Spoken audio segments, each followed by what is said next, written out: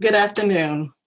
My name is Michele Johnson of Ujima Genealogy, and welcome to From Enslavement to Freedom, the Saga of Butler Island Plantation, Part 2, presented by Ujima Genealogy of Coastal Georgia and Coastal Georgia Genealogical Society. Today, we continue our exploration of the Weeping Time. This was the largest sale of human beings in U.S. history.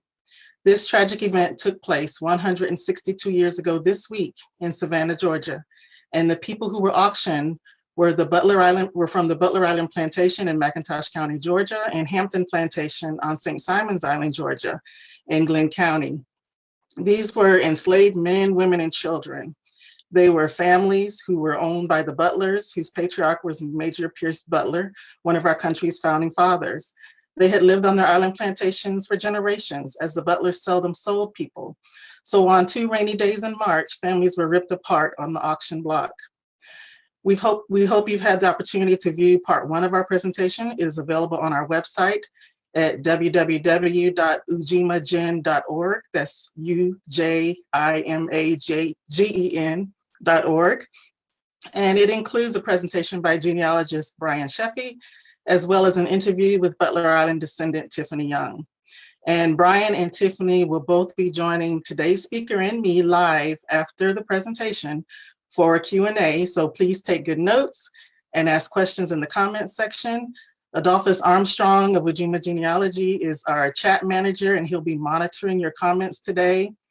So today's presentation is by Terri Ward, and we're very excited to have her with us today. She's from Ujima Genealogy. She's known as the Front Porch Genealogist. She has deep roots in McIntosh County in coastal Georgia, which she'll explain during her talk. And her presentation will show how the descendants of Butler Island persevered and built communities and shaped their lives as they transition from slavery into freedom. Michele, thank you so much for the introduction. And I want to thank all of you and our sponsors for participating today. We have a very diverse audience with us, which is really, really affirming, as the numbers show that there's great interest in exploring and embracing this challenging period in U.S. history. It is also heartening because many among you have been instrumental in protecting the Butler slave legacy and the property in which these enslaved people toiled. To remove or tamper with it in any way would be to wipe out an important part of our shared history, past, and legacy. When I began formally researching several years ago, it was generally accepted that Black folks had no history. We carried the names of slave owners. The institution of slavery left us without roots, without a documented nor discernible identity. We were not somebody. We were Black, but not necessarily proud. We spent time trying to forge a shattered identity from the scraps of historical information taught in our schools by teachers who were uncomfortable with the required subject matter, using the material authored in textbooks which were painfully biased, neglecting real facts, and attempting to reframe the narrative of slavery. And the consistent message was that Blacks lived on the periphery of our nation's history, and in many cases, serving as a societal burden, and at its best, a few were noted to be a credit to their race. It was thought that African Americans did not contribute any discernible accomplishments that could not be briefly covered by one chapter in our US history books, or within 28 days of the shortest month of the year. That's it. But we all know better now, and thanks to your efforts as researchers, family historians, and those who simply seek to learn more about the enslaved on Butler Island Plantation and seek to share and preserve this heritage. Your efforts have great value, as Butler Plantation is a microcosm of our national history and our relationship with the institution of slavery and our need to heal a significant wound.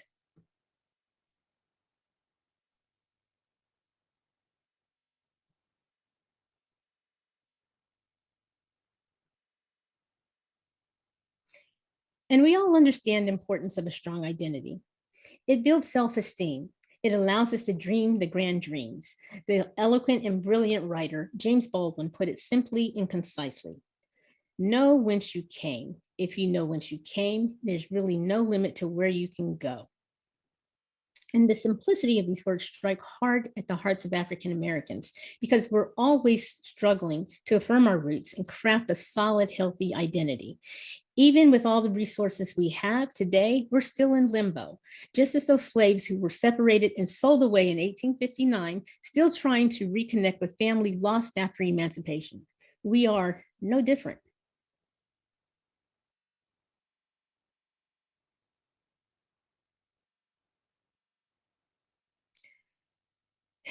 The average African American possesses approximately 75% African DNA and 25% European, and we're still trying to figure it out. I often theorize that so many of us are taking DNA tests to answer the most basic questions of identity.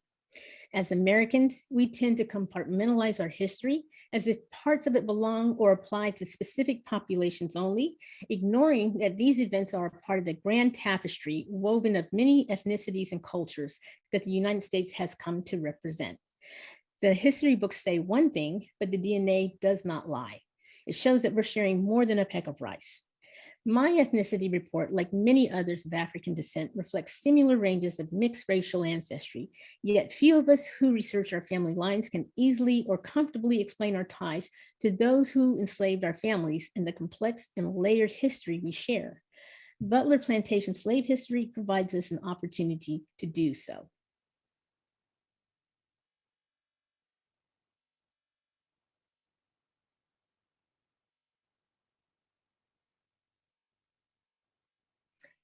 And here I'd like to pay tribute to my granduncle, Arthur de Verger. I lost my 102-year-old granduncle last summer, and he was an incredible man, the reluctant family griot, the keeper of tales who retained so much info by virtue of his age. He'd seen it all, and then some. Interestingly enough, he descends from a family of two free people of color lines rooted in McIntosh County and steeped with European DNA. He also has several extended family lines entrenched with the African DNA found among Butler plantation roots. His first cousins are direct descendants of those enslaved on Butler plantation.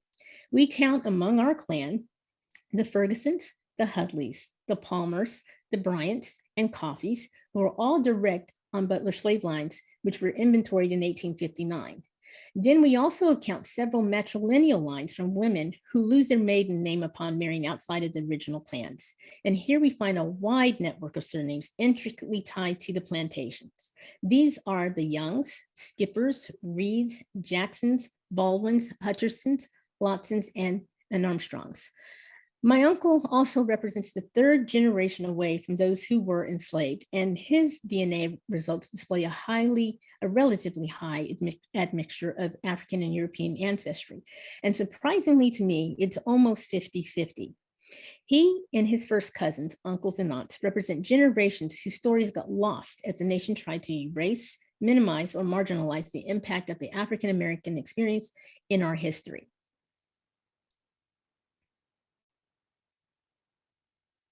And so, ma raison d'etre, my reason for being, is basically to write the record as well as write the record. You see, gatherings like this, although virtual, provide the opportunity to share perspectives, reveal facts, and engage in healthy dialogues regarding our shared past. And again, the history of Butler Plantation and its enslaved population presents a perfect opportunity to bring these stories together. So today, I would like to share a glimpse into the lives of former Butler Island slaves and their descendants. I intend to share how they recovered from an awful legacy of enslavement and how they connect to many of our families and friends with Low Country Georgia roots. Instead of defining them by their very obvious, painful wounds and difficult circumstances, I hope you will see them as I do, which is as strong, hopeful, resilient agents of change. They are community builders, focused upon exercising their newly acquired freedoms, providing for the well-being of their families, and seeking to serve their own ambitions. After all, they did have identities, which we tend to neglect by not exposing and sharing their stories and accomplishments. I want to showcase how they bonded with other Low Country Georgia kinship groups and built a community against all odds under the most oppressive conditions from Reconstruction and on. And to accomplish this, I'm going to provide a few profiles of former slaves, also known as bondsmen, as they were bound to the planter class of slaveholding families, and in this case, the Butlers. I'm going to show the documents used to identify and tie them to Butler Island or their enslaved kinship groups, that were held or auctioned by the Butlers in 1859. And because it is so important that African Americans claim their place in the county, state, and nation's history, and to change the one-dimensional narrative that we tend to use to describe the Black experience, I will start by providing a lot of historical detail in the types of documents available to share a slice of their lives and their journeys.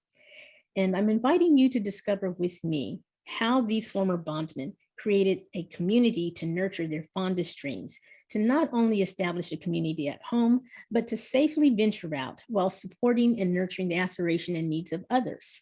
This is the real legacy of Butler Island Plantation, and this is the legacy we as descendants, researchers, genealogists, historians, and friends need to share and protect.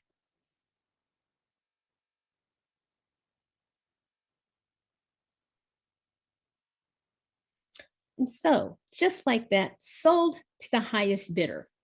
This is a portion of the slave inventory set aside for the auction of 1859. If you do the math, we are aware that the Butlers held anywhere between 988 to 1,000 bondsmen in slavery prior to the auction. A decade prior, Fanny Kimball's notes shared that there were approximately 198 families inventoried.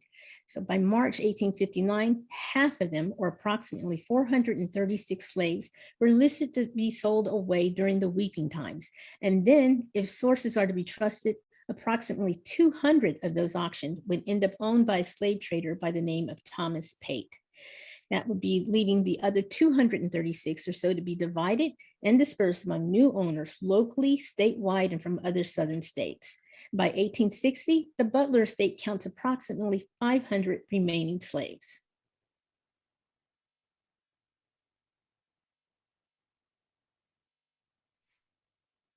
And here we are viewing the 1870 census for McIntosh County, Georgia, the 271st Militia District. And I believe this is actually the area that is within or near on the old plantation. The 1870 census would be the first in which the former slaves were counted as freedmen.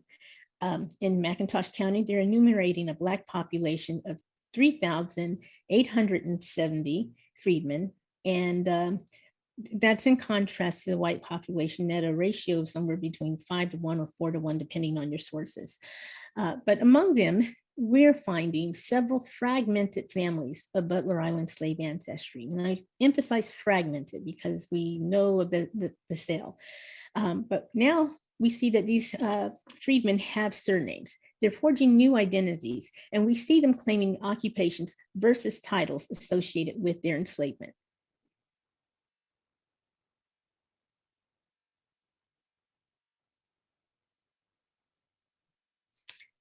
As researchers, many hit the veritable brick wall here. We're told how difficult it is to get beyond this point due to a lack of records. It is suggested that we have no concrete history beyond this point, and that the next decades would be spent on the North and South working out their differences and putting the nation back on track to the prosperity that we would all ultimately enjoy today. Somehow or another, it is conveyed that the African Americans have no part in this progress. Yet, if we follow the tracks of Butler slaves, we see a whole new story emerge. We see a clear story of activism. We see a story about a strong, resilient community. We see a story of former slaves and descendants claiming their space in a world that continues to oppress them and deny them the direct benefits of citizenry. But still, they rise. As researchers, many of us have accepted this premise and cease to push our trees beyond these parameters. And in doing so, we're co-signing the effort to move on, and as the old folks would say, let the past remain past. But I contend that an undocumented tree differs very little from the slave inventories we're viewing online. With the records generated by Butler Plantation bondsmen and their descendants, we can write the record literally and figuratively. The records generated by those enslaved would tell another story. It is our responsibility as researchers to do the due diligence and record these feats and accomplishments.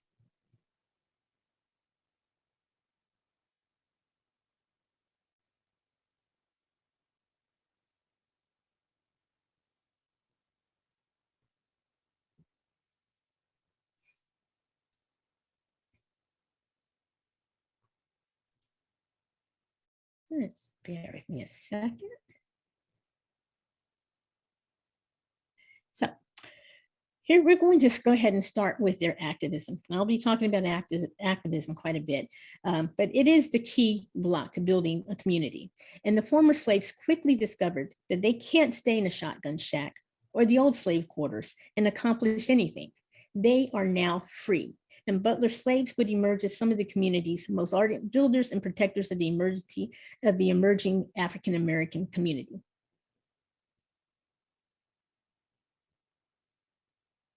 So we're going to begin here. You have a community in crisis.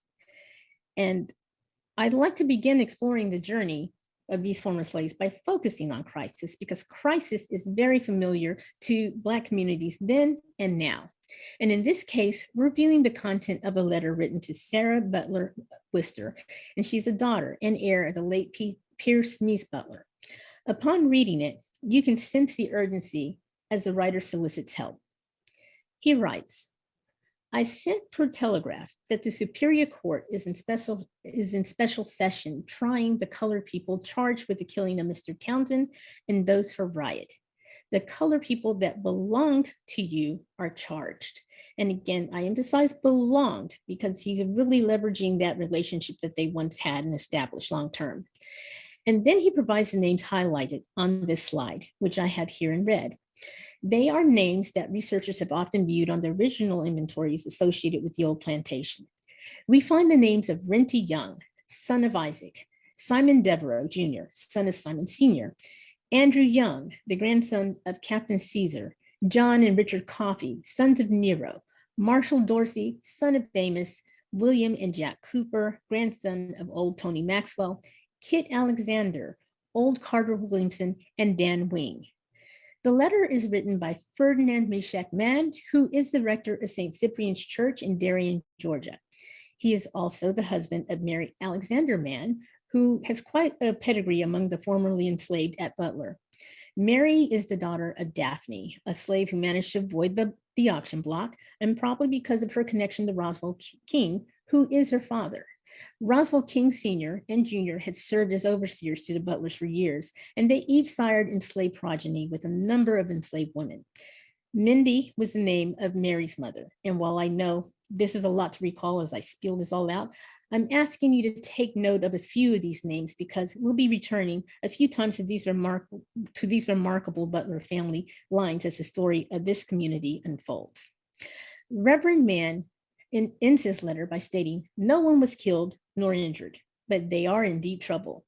They have been jailed for rioting and they need money for their legal defense.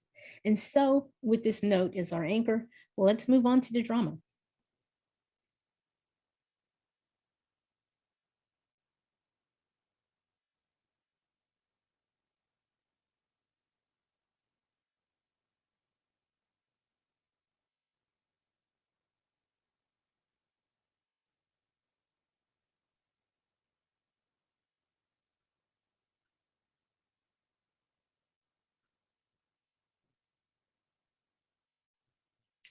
So in August of 1899, a Black child is born to a white woman in rural McIntosh County, Georgia.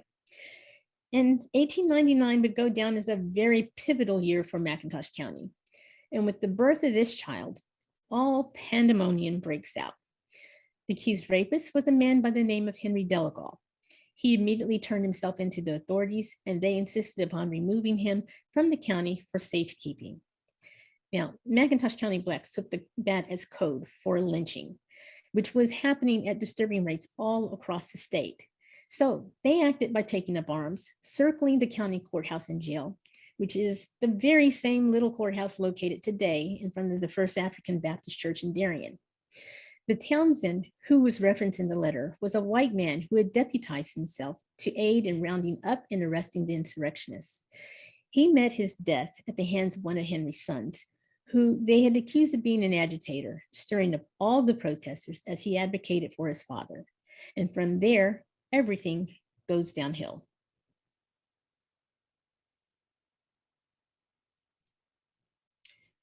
So with this scene, we see that in a matter of days, this quiet coastal county went from peace to this.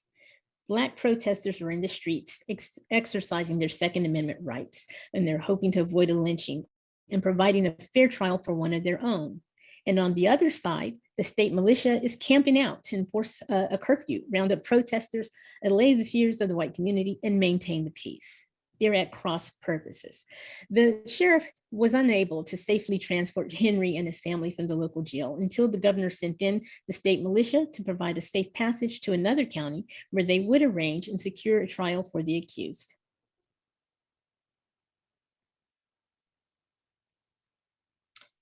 And here are the newspapers of that time period. They're all over the place, and the most salacious headlines rivaled those of our national inquirers. The story was not just local, it went statewide and clear across the nation.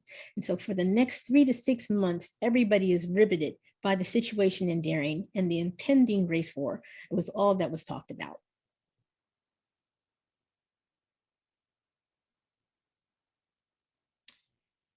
And it's interesting because as they started arresting, at the core, front and center, we see that Butler slave descendants are counted among the leading insurrectionists and consequently jailed and tried for their part in the disturbance.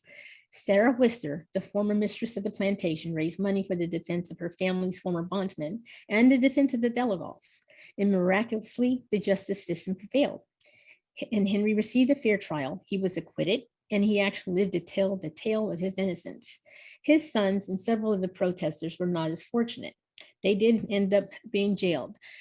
And despite the outcome, the incident goes on record and reveals a lot about the character of the African Americans of the Georgia Low Country, and specifically about the numerous Butler slaves who were at the core of the event.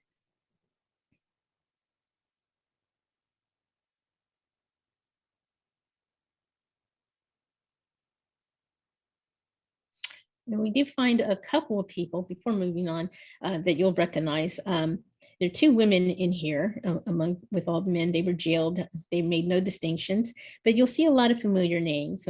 We just had Mariah pop up. There's Louisa Underwood. There's the Coffee brothers, John and Richard, William and Jack Cooper, Simon Devereaux, Marshall Dorsey. And like I said, there are quite a few others, but they were packing the jails. So while much of Georgia and the South in general resorted to lynching its Black citizenry and denying them the most basic civil rights for most offenses, Black McIntosh held the white community accountable. They pushed back, and they would not go quietly into the night as if nothing happened. On their watch, there would be no lynching of Henry Delagal, accused of raping a white woman and fathering her mulatto child. The Black community comes out armed and prepared to stand down the authorities. They are defiant, despite the fact that a white self-appointed deputy is shot and killed in an effort to capture the accused agitator, which would be Delagal's son.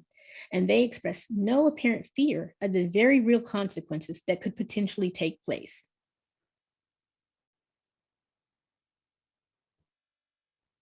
So I'm riveted as I'm reading and covering this story. And I keep asking these questions in my head. They're going through, what would compel McIntosh County Blacks to stand up and take on the white community, especially at this time in history? Why would the former bondsman of Butler be so heavily involved or associated with an incident that takes place in a small hamlet in Elonia? The insurrection in itself is a huge story to cover. It's huge for those interested in coastal Georgia history, but for Butler plantation researchers, the story is even more intriguing and personal. Why would Butler descendants be inserted in the middle of an event outside of the realm or place of their former enslavement? Does anybody know? If you think so, I'd invite you to go ahead and put your comments there. And it's something that we can probably discuss a little later, because I'd love to review some of your thoughts and responses.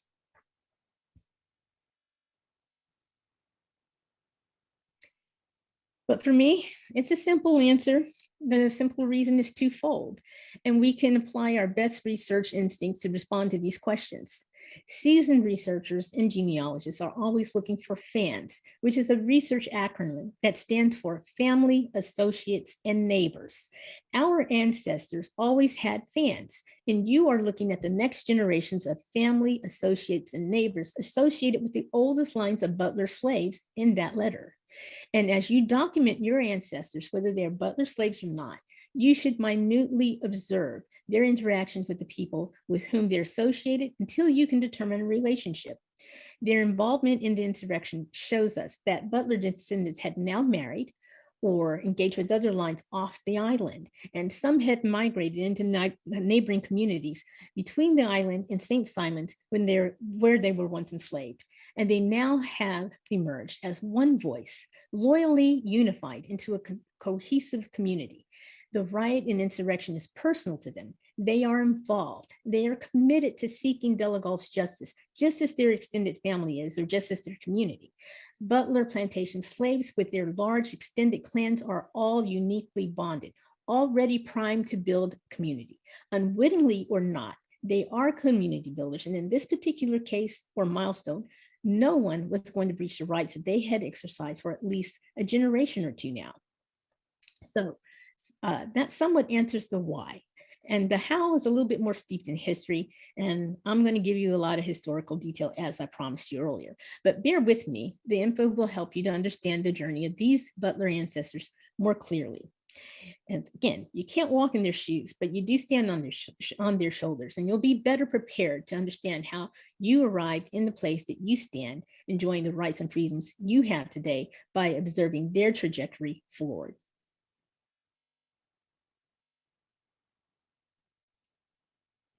Again, we're going to look at their activism, the seeds of the emerging community, which is also a key block, again, to building this strong community. They are active about claiming one of their biggest rights, their mobility, the right to move. They're no longer tied to the land.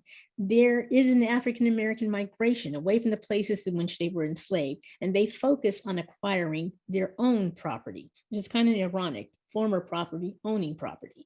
But moving into, they basically move into the enclaves or settlements such as Harris Neck, Ilonia, Baldwin, Ardent, Meridian, and Townsend, and Darien. So leaving behind the island and migrating in some of the county's other African-American enclaves would be one of the earliest self-affirming actions taken. Leaving the old plantation is symbolic and it's liberating.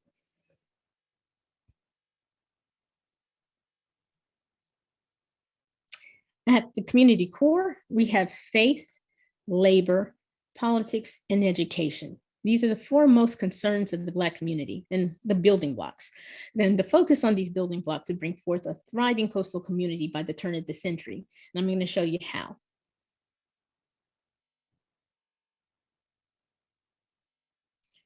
The tradition of faith was established while enslaved. Slaves were always hopeful and took to Christianity, the religion of the masters, quickly. We see evidence of this on Butler when Cooper London requested that Fanny Kimball send Bibles upon departing the plantation. It would be faith that carried the former bondsmen through the most difficult and backbreaking tasks that would eventually wear them down, rendering them ill, and eventually sucking the life from them. It would be faith that would motivate bondsmen like Thomas, son of Nero and Sina, to risk his life and to serve in a war that would potentially not only free them, but all of their brethren.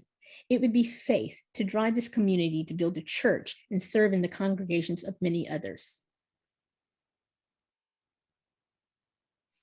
Now, in regard to labor, they innately understood that their labor added to their owner's wealth.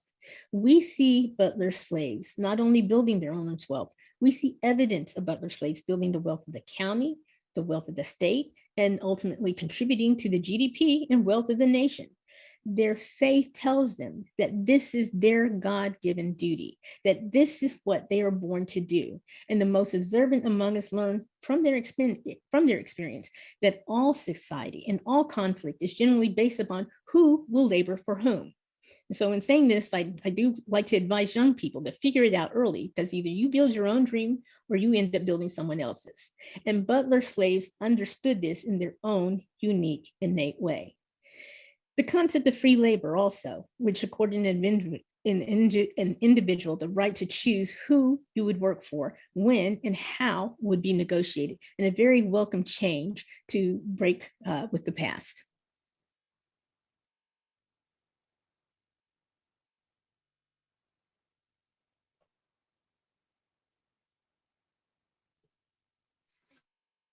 Now, in regard to politics, though they may not have actively conceived the idea that they could serve as political leaders before the war, the instinct to lead was quickly activated. And Black men, generally those from the pulpit who were accustomed to leading enslaved congregants, would step up to fill the void or fulfill the void of leadership once these groups of slaves were emancipated. The freedmen, newly enfranchised, registered in droves to exercise the right to vote. They were primed and ready to take on these new rights accorded to them. They quickly understand that all politics eventually leads to or must address racial inequalities or inequities. And slavery, which was being debated just prior to the Civil War, and the fate of Black folks and the voting franchise and the basic rights system were now all even more relevant to them and important to their futures. And they chose to fight for their emerging communities and newly earned rights. Now, in terms of education, even the most illiterate came to understand that leadership and democracy functions best with an educated populace. McIntosh County, the state and the nation, now has hundreds of illiterate, newly minted voters who couldn't read nor write, but were expected to make good decisions regarding the county's issues and representation. The lack of education would prove challenging, but they would persevere. And several freedmen descending from Butler stock would step up to teach and prepare the next generation of African-American students who would then seek employment in other occupations and industries outside of their former master's fields.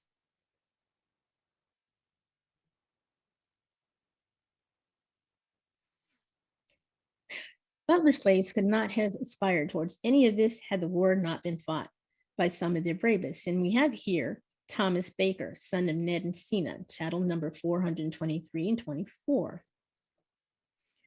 Men like Thomas Baker had nothing to lose and everything to gain with the Union win. So again, him and many of our strongest, most able-bodied slaves managed to escape the plantation, and they would muster into the Union Army to fight for their freedom. Military records, especially pensions, tell their stories in great detail. It also gave these men who served a sense of pride and a sense of purpose, as well as the opportunity to earn salaries for the first time. African-American men like Thomas Baker were instrumental in winning the war and supporting the Union. And upon returning, these veterans would be tasked with helping to rebuild. They, along with our clergymen, would be counted among the earliest leaders.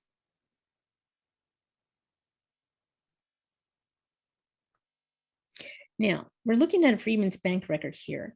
And from Thomas's Freedmen's Bank record, we observe and learn quite a lot. This record definitively connects him to his parents, Ned and Cassie Bleach. And they call her Cassie in this case, which were chattel 127 and 128. And note that his mother, again, like his name, Cassidy here. And I think a lot of transcribers have kind of mutilate this record because I've seen all sorts of spellings out there, but at subsequent records would list her as Sina or Cassie, or in this case, Cassini or Cassina. But as a researcher, the first step is to take this down, write all the different or various spellings you encounter. These misspellings represent potential names to search as you continue digging. The other names jump out as those listed on the published slave inventories. Note that Thomas is using the name of Baker while clearly stating his father's surname is Bleach, which leads one to consider different questions. Did Ned raise him? Was he the child of another? Subsequent documents display Sina as a baker. Did he choose to honor a matrilineal line, as many African-American families have used to unite a clan or kinship group? If so, why? I would recommend that diligent researchers would use a record like this to search on each of the siblings listed here and using both surnames and see what pops up. It might, again, pull the story of the Baker and Bleach family together. But one of the biggest takeaways here is to understand that family surnames of African Americans are not stable. Our tendency to try and connect families by surnames prior to 1870 is where many genealogies go wrong. We see here with this example that family members may choose different names, and part of our research should be to determine why. Also, given names may be misspelled from record to record, and one should list the errors and search by these errors as well. Because if one person made this type of mistake, it's likely that others have as well, and you'll miss an opportunity to retrieve a really good record in the process. So naming constructions and traditions are huge clues to examine when researching the Butler family lines. They would emerge in 1870 with names that do not follow the idea espoused that former slaves took their owner's surnames. And I have two thoughts on this. And actually, I've been talking about this with some of my peers, in particular, Stacy Cole, whose website they had names. Which is a perfect, for this, because there's tremendous evidence that she's uncovered showing that the former bondsmen rarely took the name of their owner. But there are still some cases in which that doesn't apply. If the rule consistently applied, and given that these slaves remained with the Butlers for generations, we would probably find more Butlers in the 1870 census. And instead, we find the names of other planters within the region. But again, take note of this, and I would advise you to visit the website of our sponsor, because she's done tremendous amounts of work on this and tremendous examples to compare. But I would also, in this case, only because of the unique circumstances of Butler, consider, or I would hypothesize, that some of the names of the freedmen that they now carry are names of the last purchaser encountered at the auction of 1859. And reason in saying this is that because they've been enslaved for, say, 2 or more generations, it would be hard for new bondsmen to recall an older family that may have owned them. But again, just kind of let that marinate, consider all the possibilities, and be open and keep discussing and collaborating. But the other interesting thing in saying this is that the receipt books for the sale have not emerged. So again, we got to get real creative about the whole naming process, but it is important to figuring out that this is the big clue, your family origins, where they've been and where they've been circulating. So we move on to Thomas Baker's pension card. And so a lot to dig in here as well. And these are very good records if you run across them. But service in the United States colored infantry generate numerous records of value for the modern day researcher. And among the military records, we're lucky to find this pension card. It carries basic information about the soldier, placing residency upon applying, a personal contact, such as a wife or child, and a summary of their service.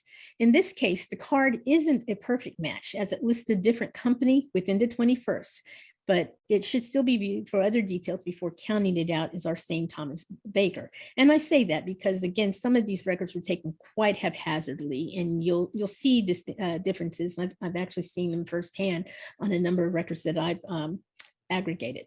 But upon pulling the actual pension record with which this record corresponds, one could potentially be privy to many details you'd never find in a census or vital record. The applicant would need to provide proof of his identity, especially since surnames were not stable, and some would choose another name, as we saw in this prior freedman's record. One's identity was generally confirmed by requiring witnesses to testify on your behalf. Most vets sought out their fans, family members, associates, and neighbors, and stronger cases were made by including the testimony of a white friend.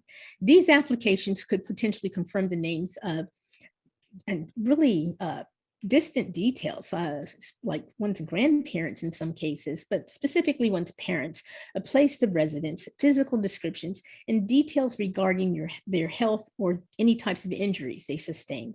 The testimonials generally share a valuable slice of life as witnesses share how they're related or became acquainted, or the aspect of life they shared, such as unrecorded, slave marriages, or witnessing funerals, I should say.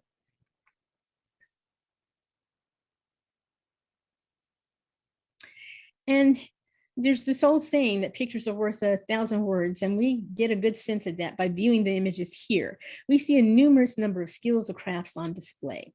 There are field hands, domestic house slaves, coopers, tanners, wheelwrights, metal workers, machinists, mechanics, spinners, carpenters, weavers, knitters, nurses, poultry tenders, coachmen, stablemen, livery, as well as plantation preachers. But you get my drift. Many highly skilled laborers, masters in their crafts, who carried out duties that technology now and commercial engineering now fulfill for us. And these guys are masters in doing this all by hand. So On Butler, there was no need to purchase from outside suppliers. Everything was produced in-house on the plantation. Staple crops such as rice and corn were grown for food and sustenance. Livestock was raised for slaughter and consumption. The extensive forests and marshland and lakes and tributaries produced a wealth of fowl and seafood to supplement what would essentially be a meager slave diet. But cotton was grown and gin for market, while the reserve was spun into thread for weaving Negro cloth.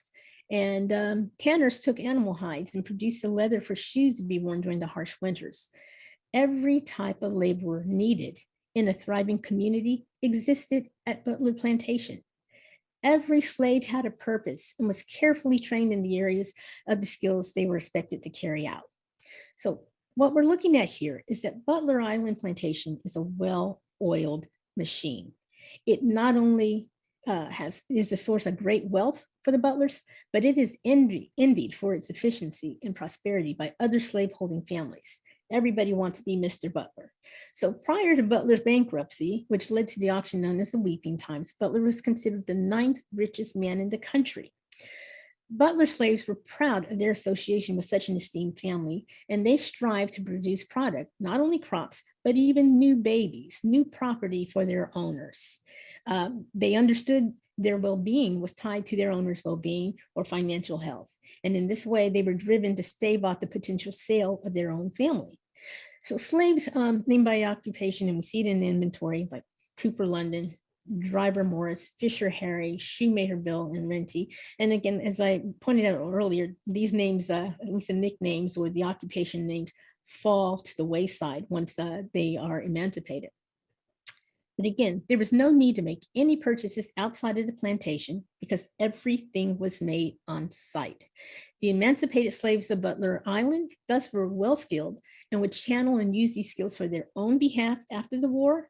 And they were essentially better prepared than some slaves raised upon smaller farms. So again, they are generally prepared to rise and become part of the next generation of community leaders. And we see that as we follow their progress after the war.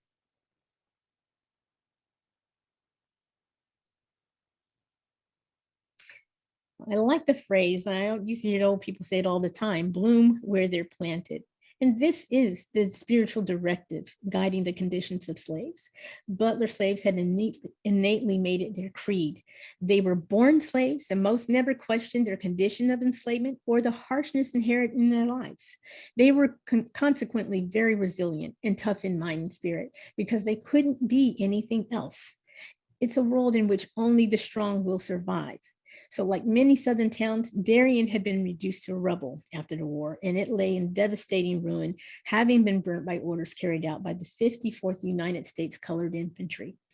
If you haven't seen the movie Glory, you need to stream it this weekend or view the burning of Darien, but better yet, learn about it by visiting our sponsor and friends at the Burning of Darien Museum if you have local access. It's a great story to dig into, and from an African-American perspective, there are even more details to provide, stories to build upon and tell as we research our own families and add to the narrative.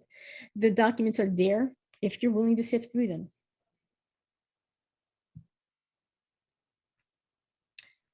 So ushering in the new lives before them was challenging for Butler slaves, but as I pointed out, they were among the best prepared to do so.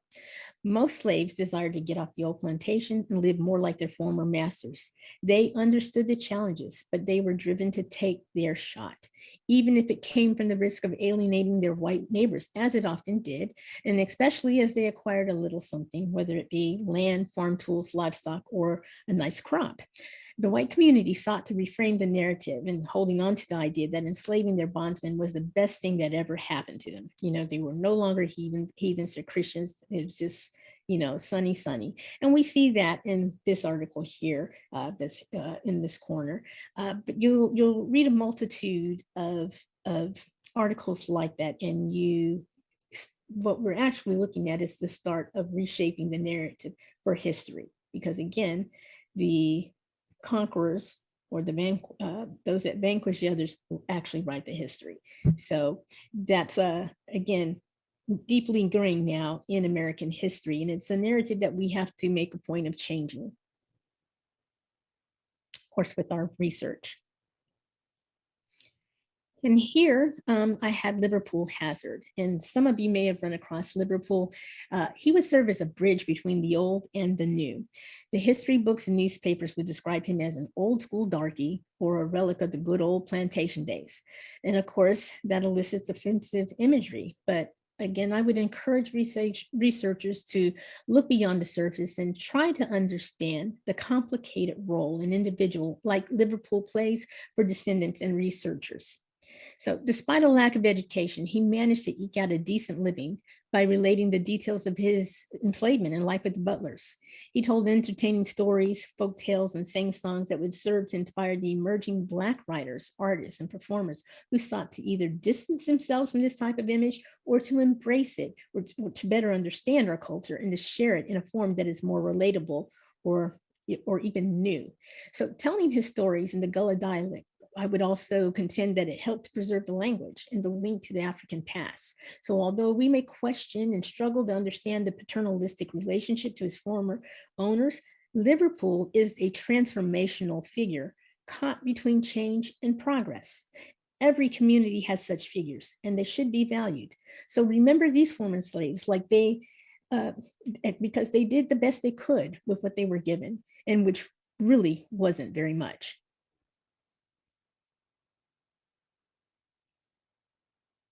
And here we have Morris Seagrove, who was a descendant of Driver Morris. He was at least 3 generations away from Butler's ownership, yet he and his family members would continue to adhere to the old hierarchy established in slavery. Driver Morris was esteemed by his owner for saving a group of 100 slaves from certain death when they found themselves trapped on Little St. Simon during a hurricane. He was offered his freedom as a reward, which he didn't take because it meant separating from his family. So Butler then rewarded him with some cash and an engraved cup, thanking him for his service. It's an interesting story in many accounts because he saves 100 slaves for him, but it wasn't enough to let him have his wife and kids. So again, there are all sorts of little layers, to the so-called peculiar institution. But this is the story that is passed along about the cup. And Driver Morris and his descendants remained intensely loyal to the Butlers, despite how all of that went down. But the descendants of Driver Morris would also become highly respected within the slave hierarchy. So maybe that's part of the trade-off. But the Seagroves line from Butler would eventually marry into and bring in the Hillary lines of Sapelo Island. So regardless of how one feels about the language used or the sentiment and loyalty these older slaves expressed towards their enslavers, they're still owed our respect. They were crucial bridges to the progress the emerging community would embrace. And so we find there are choices to be made as the former slaves move forward. There was the past they knew, which they were acclimated and somewhat familiar with, and even with its inherent pain and injustice, or the uncertain future, which was full of chaos and risk. The bulk of the community chose to move forward, and much to the chagrin of their former mistress, Fanny Butler Leigh, or Lee, depending on, I've heard it pronounced both ways, Pierce Butler's daughter and heir to the Georgia estate, the freedmen enthusiastically embraced Tunis Campbell, the newcomer. Now, Campbell was the first Black community organizer in coastal Georgia. He's appointed by President Lincoln before his assassination, and Campbell is officially deemed the superintendent of the Sea Islands of Georgia, and he is given the task of aiding to redistribute and resettle a strip of abandoned lands from South Carolina through North Carolina to the formerly enslaved. He also made it his responsibility to support the freedmen of coastal Georgia towards establishing their independence from their former owners and preventing many of them from being abused by unfair labor practices. For McIntosh County Blacks, he helped to make them the activists that they would become. Fanny's former bondsmen were in awe of this magnetic leader, and they followed him and all of his advice without question. He would end up jailed for essentially challenging the planter elite, but he left the leading freedmen of Butler Island in shape to stand up for their community, and he built a voting bloc that was virtually indestructible until greed and factionalism would take over.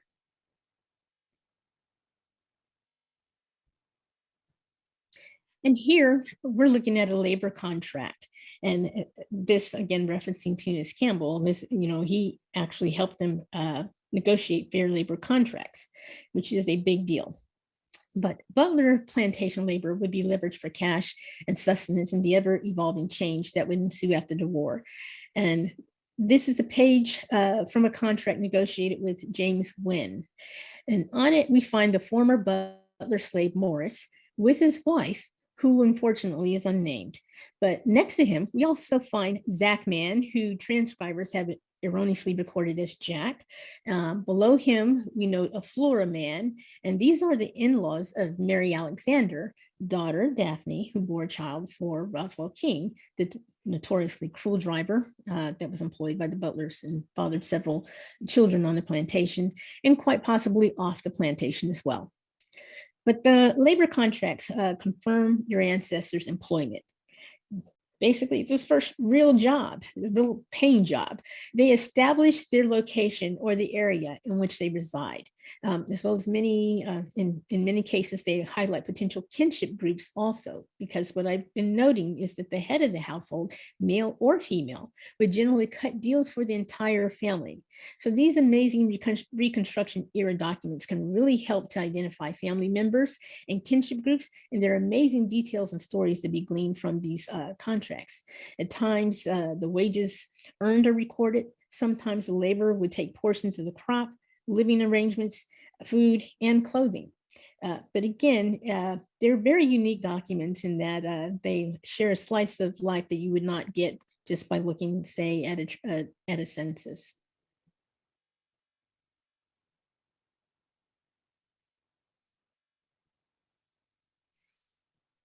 And here we have Lecter Crawford.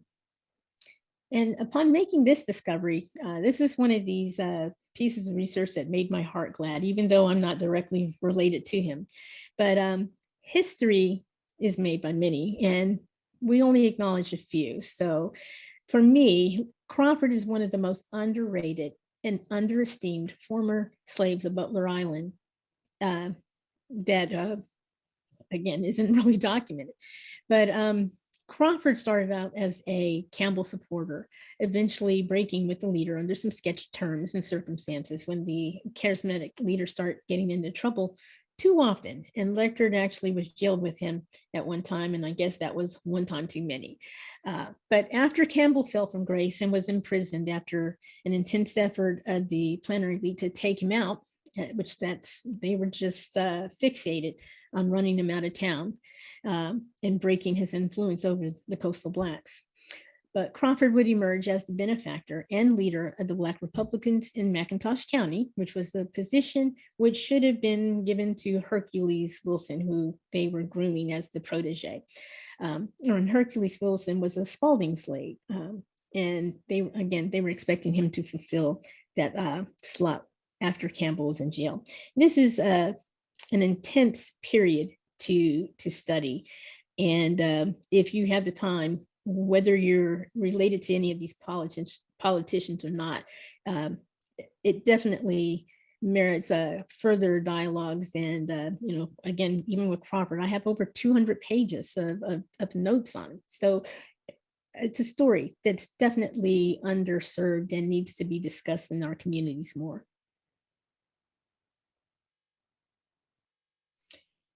And back to the basics, Crawford was born in McIntosh County around 1842 to Renty and Tina. His name is often misspelled, and it's probably why he's only mentioned like 2 or 3 times in any of the county histories. But it makes it hard to find him. I stick with Lecter, even though there's an elector, and I guess it came from the idea of the word election, but which I think is kind of ironic. But his bios and his political trajectory is documented in various newspapers as he rose to become the leading Black Republican in McIntosh County politics for approximately 20 years. So again, I wonder, how could we exclude him? But in these articles featured, he is noted to have been the former property of Pierce Butler, and the mulatto ex-slave would openly acknowledge the white blood that ran through his veins, and at times it would even influence or impact his votes. We discover he was self-educated, never having set foot in a school, and he managed to read and write well enough to eventually teach. He learned the trade of carpentry, and he probably supported his family with these skills as they weren't paying Black representatives well. Imagine that, but actually, they were all treated pretty poorly and eventually unseated. He served as a minister in the local AME church, and he was a member of the Masonic orders, the Oddfellows and the Knights of Pythias. And he was the president of the Colored Farmers Alliance, which was a big deal because that was one of the few alliances that actually at one point almost succeeded in integrating. Again, another great backstory. But he was described as passionate, driven by his strong convictions, beliefs, and values. And at times, he appeared to be a bit too soft or conciliatory when dealing with the white power elite, contrasting in the style of most of the Reconstructive trailblazers that we know, like Tunis Campbell, H.M. Turner, or A.P. Bradley. So a lot of people said he had too soft a touch, but nevertheless, one cannot deny that he was brave enough and bold enough to attempt to make a difference by running and claiming a seat in one of the most volatile and contentious political environments ever. And we thought we had it bad, but I mean, when you read his stories, ever. For a figure who has faded from the county history and from memory, we reclaim his voice by talking about him today and showcasing the numerous years of service.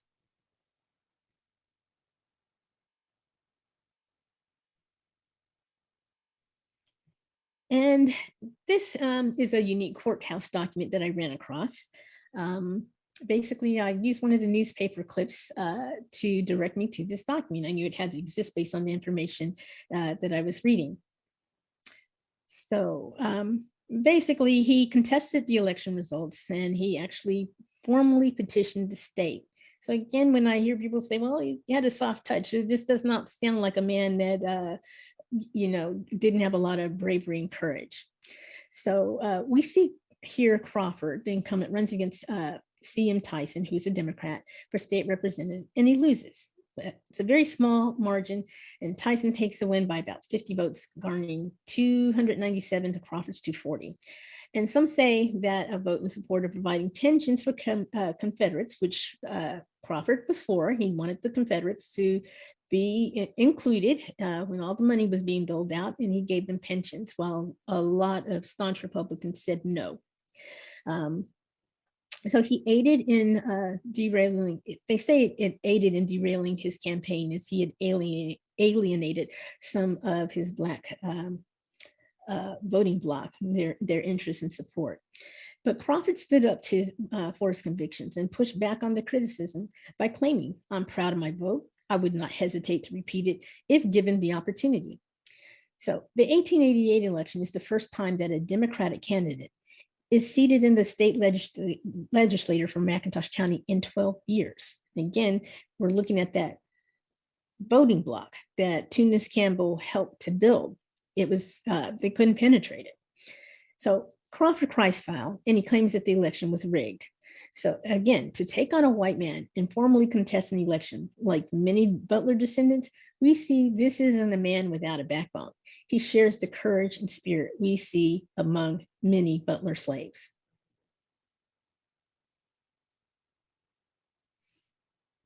Also, out of the influx of Black leadership, we find the Bleach family again. Had talked about Thomas Baker, who's actually part of this Bleach line. Now we're looking at Alex. And Ned and Cena's sons, for the most part, are very prominent and active leaders in the Reconstruction government of McIntosh County. And I like to think, as the late Representative John Lewis would say, these are two guys always find themselves in good trouble. Alexander Bleach would become a staunch supporter of Campbell, and we view here that he would become a constable in 1879. But again, looking through some of these records and even the language and statements that he makes, he's definitely an interesting character. And I think, again, it merits some more digging, because I'm sure there are many more stories to pull out of those courthouse records.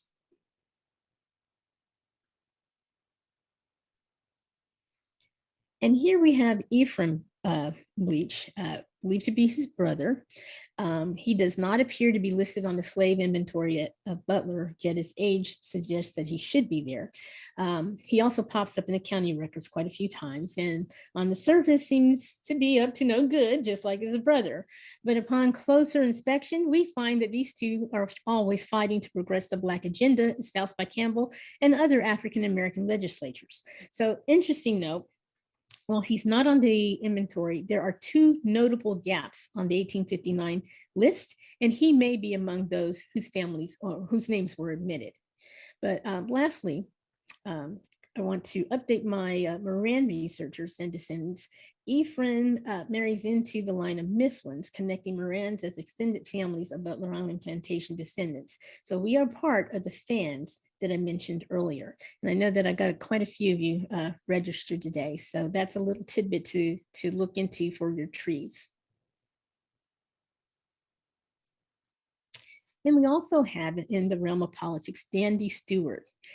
We also find within that Dandy would go on to become the county coroner. He's the son of Chattels 123, Andrew and Hetty, and number 124. And this is a newspaper obit, which tells us or lets us know that he served and was well liked by the Black and white communities. He appears to be a unifying figure who was allowed to remain in office during these bitter, divisive attacks that are going on around him and taking place through the turn of the century, when finally whites managed to shake county politics from the hands of elected African-American officials. So again, there's a huge story here, riddled with intrigue, colorful characters that we rarely study or hear about. But we find Dandy, a well-respected son of Butler slaves, steeped right in the middle of the action. The Stewarts would leave a legacy of respect. And ironically, Andrew and Hetty actually sold for $650.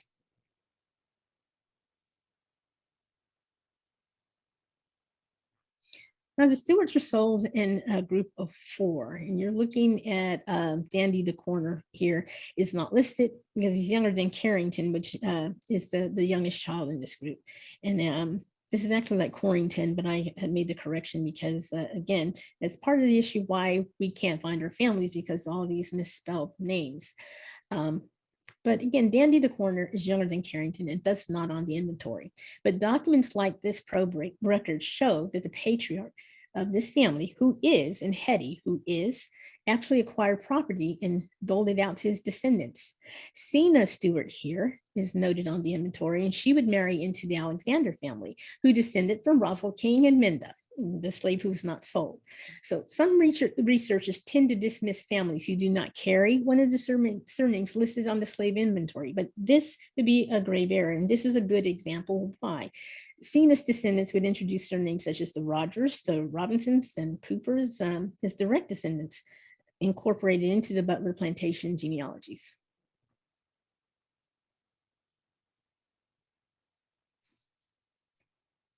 So when I look at this and the contribution of the Black representatives and local politicians, there are many. And again, this would merit another presentation to discuss.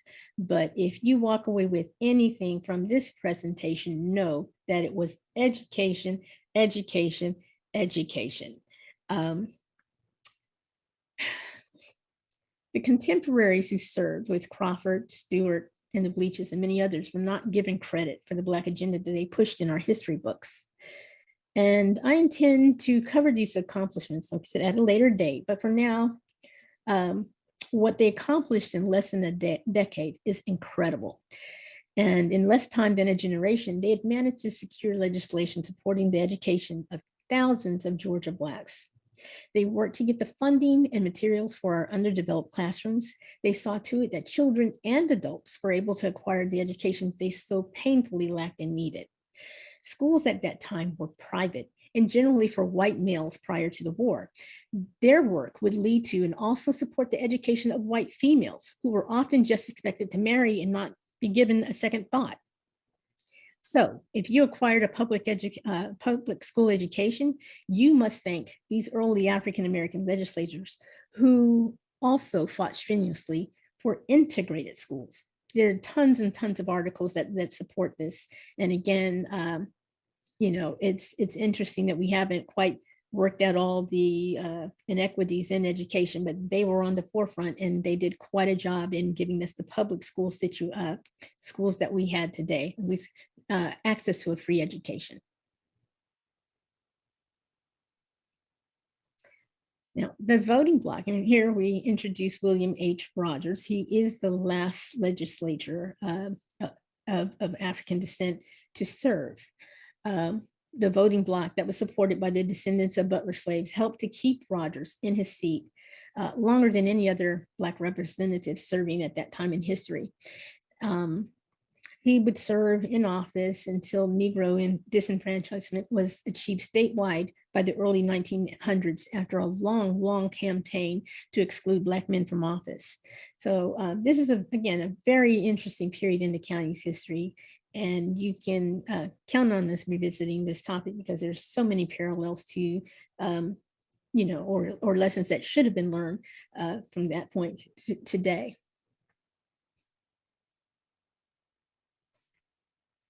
So we find that Butler Plantation descendants become leading lights in education. They're on the forefront. We had that the politicians fought for education, and many of them came to office with no formal educations whatsoever, and aware of their shortcomings, which would ultimately drive these collaborations. We find many of them supporting the churches and congregations that conducted this type of work. So everything is a interwoven network of support.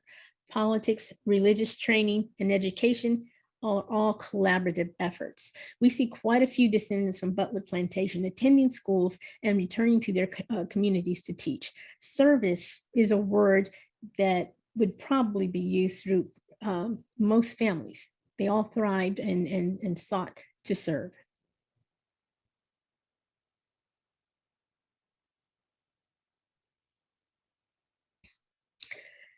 And here you're looking at a picture of St. Cyprian's. Basically, plantation slaves in collaboration with their former owners, the Lees, were the force and drive behind St. Cyprian's Church. Coastal slaves had always relied on faith to explain their condition of servitude, and scriptures were regularly used to help them focus on earning salvation and their just rewards upon entering the kingdom of heaven upon death. You might live through a lot of pain and sorrow now, but you will go on to your just rewards, and that was preached every day. But many slaves sought a simple education just to read the word as printed in their holy Bibles. Educating slaves would become a controversy debated among slave owners. In the end, it was generally decided it was too dangerous and would lead to insurrection, and therefore avoided. So teaching the slave to read was not only detrimental to the educated slave, but the teacher would be severely punished as well. So depending upon the circumstances, both could actually lose their lives. But we are aware that some slaves did acquire the skill to read and some dared to teach others. So in defiance of her husband, it's been said that Fanny Kimball, like I said, in defiance of Pierce, taught the young slave Alexander to read. Also have read some other accounts where he was self-taught, but in any case, he did earn that that ability around that time and prior to emancipation. But reading, this would be an act with far-reaching benefits.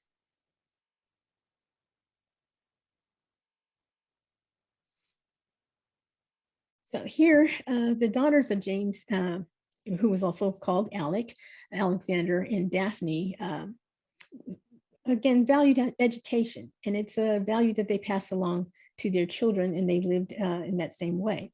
We also know that Carrie Stewart, daughter of Dandy, that I just talked about, would be a part of a group of teachers dedicated to elevating the community as well from Butler. Again, they're all community builders. They're all committed to service, and they're creating a foundation of growth by learning for their coastal community.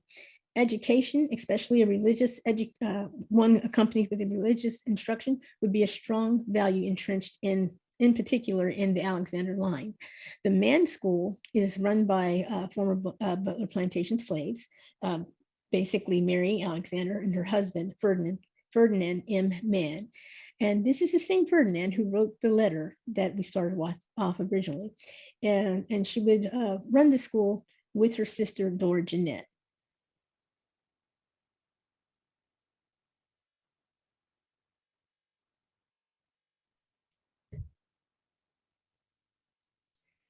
And here we would see that the man's school would actually endure into the 30s.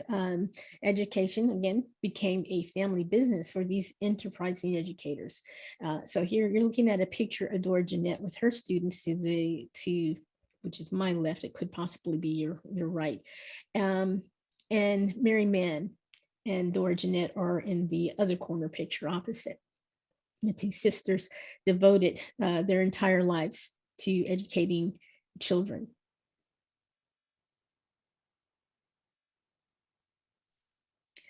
And once again, among Butler Plantation descendants, we find another individual destined for greatness and esteemed by all who encountered her. This would be Anna E.B. Alexander. That's Anna Ellis Butler Alexander. And she was one of the youngest to be born to James, who we also are referencing as Alex, and Daphne Alexander. She's born a decade after the auction, about 1867. And I believe I've read that there's some question about the exact date of her birth, but it's clear that she's not on the inventory. But Anna made her mark as a dedicated and relentless educator and followed the call of spirituality to become the first and only African-American deaconess within the Episcopal Church. It was a remarkable accomplishment for the times, and it remains remarkable even today, as few minorities hold such esteemed positions within the Episcopal Church. I believe she was also placed into sainthood in the late 90s, I believe 98. Again, these it was virtually unheard of within our community to rise to such levels. Religious instruction would be, again, a very strong value entrenched among the Alexanders, and service, again, deeply instilled. And they are counted on among the church's earliest congregants.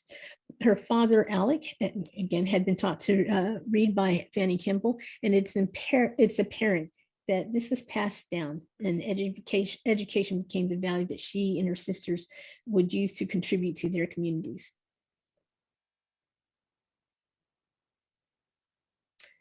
Bishop C.K. Nelson described Anna as a devout, godly, and respected colored woman. It was rare to receive such compliments, given the prejudice and bigotry her parents endured, and that she would grow to be so esteemed outside of the race. But she was humble and always focused on the task at hand, serving the spiritual and educational needs of her students. Anna does leave behind a remarkable clue regarding her family's origins.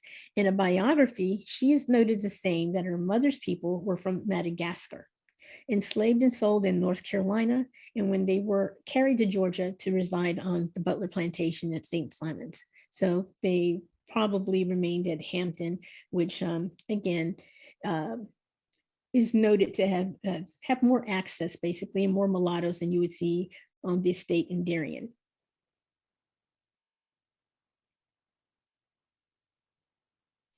So we're looking at a photo of Anna with her students at Pennock. And although this Pennock shows a class of African-American children, Anna made it her mission to educate children from all underserved communities, Black and white. So the legacy of Deaconess Anna Alexander lays in the aspirations of her students, who, due to their own diligence and commitment in her diligence and commitment to their education and betterment, many went on to formally study at BCUs across the nation.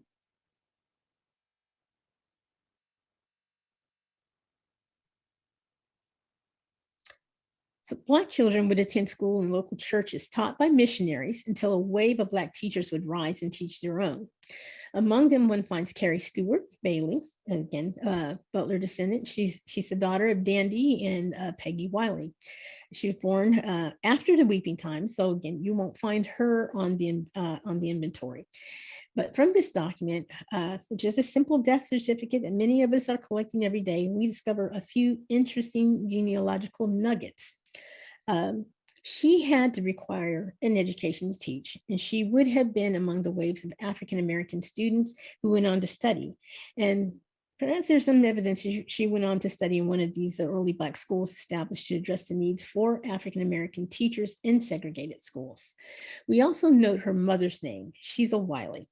And given the background, one could hypothesize that she's connected to the Butler slave that is also listed on the inventory as Angus, who chose the name Wiley.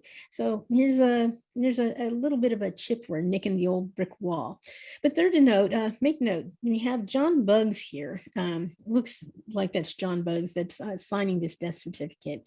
And, one of the first things that jumped out is this a member of the Buggs family of Brunswick who became leading medical physicians, quite likely so, because again, these are industries that are segregated. And we do know that the Buggs family went on to create, like I said, a long line of doctors that served coastal Georgia.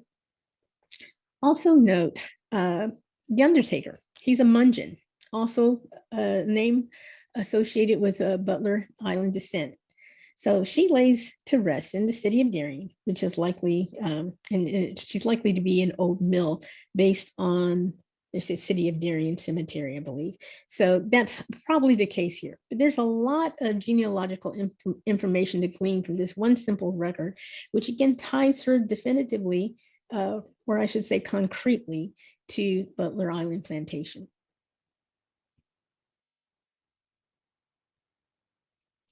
The next descendant that we're looking at is the late Dr. Abraham McIntosh. He's a close cousin who I got to know very well, and he went to school with the granduncle that I introduced at the beginning of this presentation. And they're actually second cousins. And generally discussions regarding cousin Abe's ancestry would ultimately lead back to his maternal line, who he believed to be tied to Butler Plantation, and that would be one of the things that he would set me upon. So I'd been given orders. So I had to develop a working hypothesis and prove the details essentially. But this is Abe was raised in the community of Belonia. He's a product of McIntosh County Schools.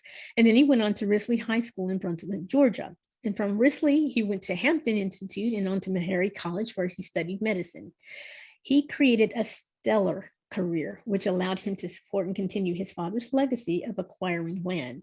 His family managed to purchase approximately 236 acres of land from D.R. McIntosh around, I believe, between Reconstruction and the turn of the century.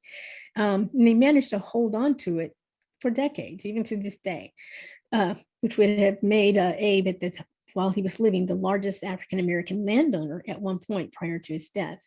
So not only was he trailblazing in that respect, but he became a trailblazing doctor, opening up some of the earliest, or one of the earliest offices owned by a Black doctor in San Bernardino, California. So now, although I haven't found the direct connection on paper, the concrete gold nugget that we're looking for, that would make me say confidently that this clan is definitively tied to Butler Plantation, there's a lot of circumstantial evidence that appears to be strong. And again, I would say his oral testimony is pretty strong, given his age and the associations to people that were living, basically, the people that were enslaved, or the first generation out of slavery. So he and several of his relatives displayed the same qualities, though, that you find among some of Butler Plantation descendants. And that's that drive for education and excellent in everything that he did. And here we're looking at a picture of cousin Abe's mother, Catherine McIver McIntosh. Everyone called her Miss Kate. And older generations remember the two-story home that they built in the corner store that everybody patronized in that area of Cannon Bluff. But Miss Kate comes from the McIver McIntosh clan and is primarily documented in the Shellman or Cannon Bluff community by 1870. And Katie McIver married Abe McIntosh, who was a hardworking field hand who had deep ties to other families generally found in this community. Now, Abe McIntosh ultimately not only purchases over 200 acres of property, but they become, like I said, entrepreneurs operating the store in Cannon Bluff community right off of, I believe, Young Man's Road, not too far from where the insurrection actually took place. One of their sons would also enter the burgeoning field, pioneering, I would say, of insurance for African Americans. So I kind of wonder again, when I just look at the drive that they had to push forward, that it's just all a big coincidence. And quite honestly, I think not. So we can infer that the Butler connection is probably not on his paternal side, leaving his maternal side the strongest choice. And I believe one of the stories that he really cherished was telling me how his mother and her sisters actually attended the school at St. Cyprian's. So Miss Kate is the daughter of York McIver and Lydia, which they called her Letty Green. The McIver lines are associated with the McIntosh County Shouters as well, and they are generally spread through Liberty County and Meridian and McIntosh County and Baldwin, which would be the Shouters' home. But there is a source provided by Bessie Lewis that may shed some light upon this family's connection to Butler Island. And Bessie Lewis, in case you don't know, was the county historian for several years, and did such a fine job of really documenting a lot of the older families before her passing, I believe in the late 60s. But she also took an interest in documenting the families of enslaved descendants. So that was one of the things that was remarkable about her work for the time. But again, there is a source provided with her that might actually share additional details that would help flesh this out. And here we have Dr. Marie McIver. And she's one of those that basically, I can't get too upset when people say she's a credit to her race, because the type of work that she did was like remarkable for the time. And essentially, when you read about her in books, that's exactly how they describe her. And so, though many take issue with the term, and I know it sounds antiquated and less than PC, you just can't help but note the high level of achievement she consistently sought and pushed out. She graduated second in her class of 122 students from Hampton Institute, and she went on to earn a Bachelor of Science degree in 1934. Then she got a master's degree from Columbia University. But her drive and dedication to educating African-American youth would take her away from the community eventually, in which she so contributed. And she became the state supervisor of colored elementary schools for the entire state of North Carolina. And at this time, you got to consider she is competing head on with very accomplished men for a position like that. But there is not enough time to discuss her tremendous career. And again, her accomplishments could actually fill a book. When you look at what she's done in education and the impact that she had upon young African-American children. Her productive life would end out of state, but her body was returned home to be buried among the former slaves of Butler Island, where she lies in peace. And again, when you consider that this branch of that family ended up, buried among Butler slaves, which I tend to look at cemeteries as still one of the last places where, that aren't integrated. It's something to consider and think about. So this is definitely a family connection to Butler Island that will be explored. And so I just advise you to stay tuned for updates as we stitch this family back together.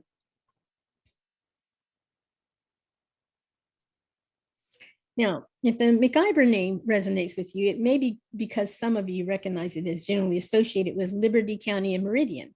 But Abe McIntosh attributed many of his stories to this uncle, Ed McIver, who lived to be nearly 100. But, and again, what I was told about Ed McIver is that he was full, of nuggets of genealogical stories in history. Oral history conveys that Ed McIver is actually a character in the book written by McIntosh County, Georgia historian Bessie Lewis. He is Daddy Cato. I have not been able to get my hands on that book, but again, Abe made many references to that, and I believe there are other references to characters that are associated with Butler Plantation. And we're back to the Bleaches again, and this time we're looking at Hannah Bleach. This is another more concrete line tied to the social mobility and education that we would see among this line. But this time, she was actually listed as chattel number 422, and she's a sibling to those rebel-rousing brothers, Ephraim and Alec, the two that are always getting into the good trouble as they're merging the Black community together and trying to rise in prominence. But Hannah was purchased by Samuel Wilson, so we are aware of that she ended up in his household after that sale in 1859. And like the case of this interracial couple that I'm showing, marriage, adultery, nor miscegenation laws did not seem to prevent Samuel from taking this newly acquired slave as his mistress and concubine, and she ends up raising a son for him. So there's no record of a marriage. It would have been scandalous and illegal to formally marry, but he does live outright and open with her. And again, he's made her a concubine and they're raising a son together. I find it interesting and ironic that his brother-in-laws are the Bleach brothers, but we'll talk about that a little bit more too. But everything about this relationship goes against the beliefs passed along in general about relationships among the Black and white community at that time. So Samuel is a doctor by trade. He migrated to the area from Pennsylvania, and he probably would be viewed more as a scalawag than a northern carpetbagger, since he settled in well before the war had begun and ended. He dies in 1874, just a few years after the county's reconstruction. And in this letter, another courthouse document, he affirms that the county's elected officers are faithful to their duties. But it's interesting because we see the elected officers that he's talking about are the 8 Black counselors. So they're faithful to their duties. There are some malcontents among both races, but prejudice and bigotry are waning, and they seek support in encouraging immigration. He also states there's no need to reorganize the government, which was one of the conditions to re-enter the Union, and he supports this readmission quickly. But he ends his letter by, peace is the goal of all. So again, he's working with this committee of Black counselors, and from his perspective, a white man, peace was the goal of all.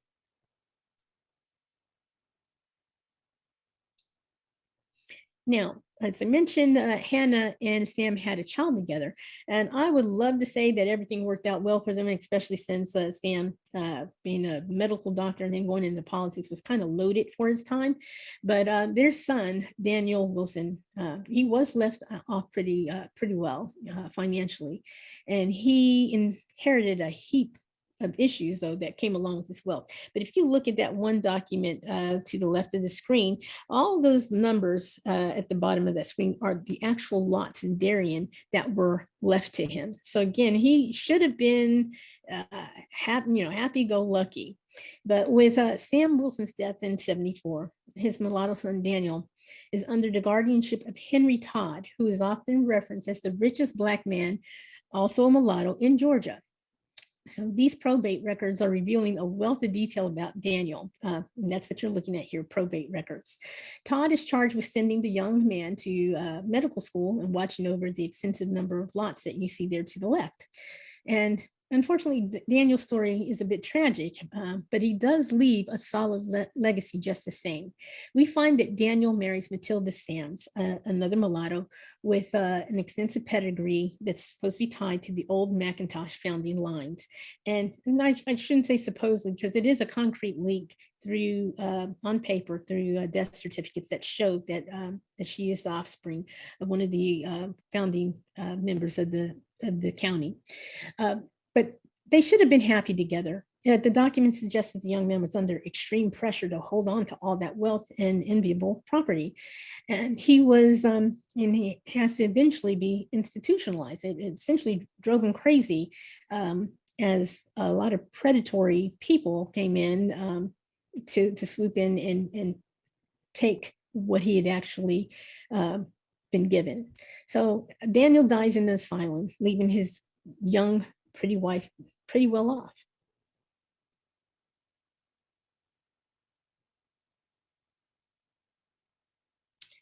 And we see here some of the records actually that kind of show his descendancy into the asylum where he was declared a lunatic, and then and Matilda has to basically stand against him. And then we see the document regarding his death. But Matilda, in her own right, did pretty well for herself. She would marry again, but not before forging her own way as an educator and an officer in a highly respected philanthropic group. She is giving back to young African-American children and serving as a very respected teacher. She would eventually marry James L. Grant, who's the very highly esteemed educator who lends his name to the Todd Grant School in Darien. So again, this comes full circle, Todd and Grant again. And he also published a Black newspaper, the Darien Spectator.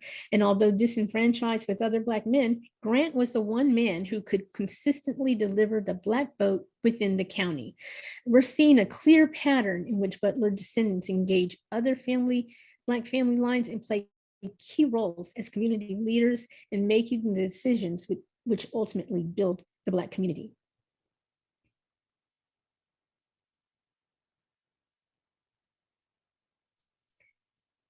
Now, Butler Island descendants are essentially a community of kin. Let's see here, we have the politicians who fought for the education, and how many of them came to office without formal educations whatsoever, and aware of their shortcomings, which would ultimately drive their need to help build and lay in these foundations.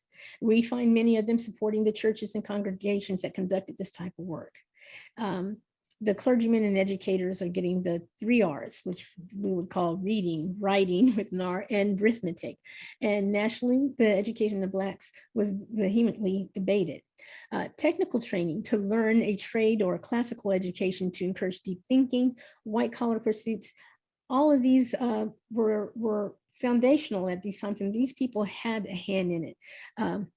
There was no issues. The other side of that was laboring in the fields, whether you should pursue a technical training or labor in the fields, but working with one's hands was respected, especially if one applied himself and acquired property. So the enslaved who had been identified merely as property are now gaining ground, and that's no pun intended. They're leaving legacies of land for their descendants. Property ownership was high for Black McIntosh by the turn of the century.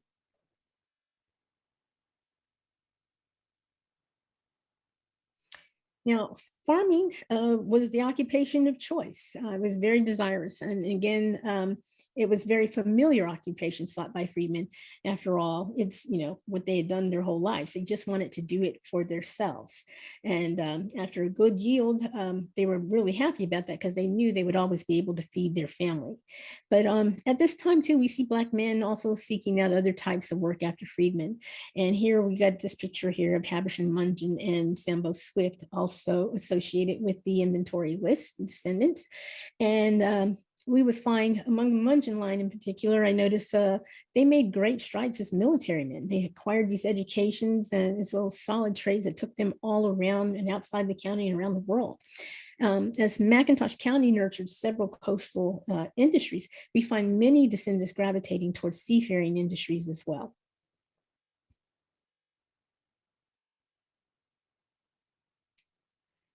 And here we find a real set of interesting documents. We're looking at an Alexander descendant, Eugene Baker, and a record of a Lotson descendant who comes off the line of the Coffees. These are seaman certificate applications, and they are phenomenal documents if you can find them, because one can glean quite a bit of personal data, and there are generally pictures attached. And if that's one thing that's always been elusive, is to find a picture of your ancestor. But Butler Island plantation descendants have a tradition of living off the water. You consider fisherman Harry, whose descendants were Bennetts. So look for documents like these because they're very well worth pursuing. And again, they are out there. And here we find David Mungen off of that line as well. And I like to call this a suite of documents because they're basically documents that build upon the same theme. And in this case, it's military service. But David Mungen also possessed a seaman certificate application, which you see here. And among his documents, we see that he traveled well outside of the community into other counties and eventually out of the state. David represents the family members who would become a part of the Great Migration. After years of violent oppression and limited opportunities, the descendants of these early community builders could grow no more and sought their destinies in larger metropolitan areas in which there were more or better jobs. So the Mungen line goes north, south, west, and they're creating a long line of progeny for the patriarchs of the line of March and Bess, who are included on the inventory.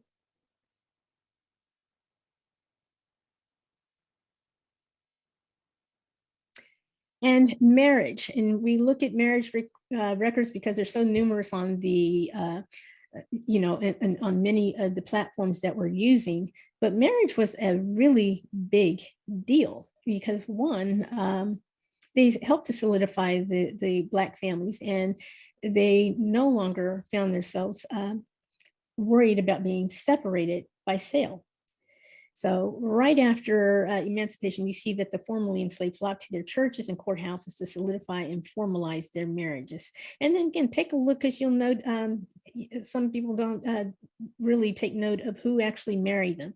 There's some really interesting certificates in there. I've seen certificates signed by Tunis Campbell and some, Flipper, who would become a very prominent preacher.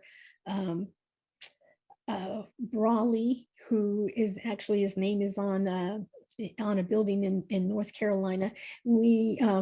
McIntosh County really did draw the elite of the elite for that time. And again, you got to question why. But marriage records also aid in revealing new family names. We see that the women lose the family names that we're accustomed to viewing. And their descendants are also direct descendants without carrying the original names that you would see on the inventory. So take note and consider that, because that's how names like Prindle, Hutcherson, Pringle, Watson, Young, and in this case, Dubignon, which I don't believe that's properly spelled there, but how these names slip into Butler lines.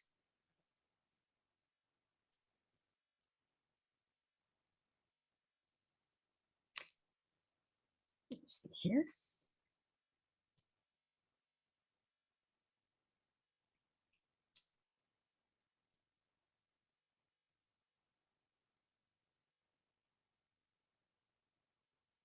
Oh, if you'll bear with me, I got a freezing situation here.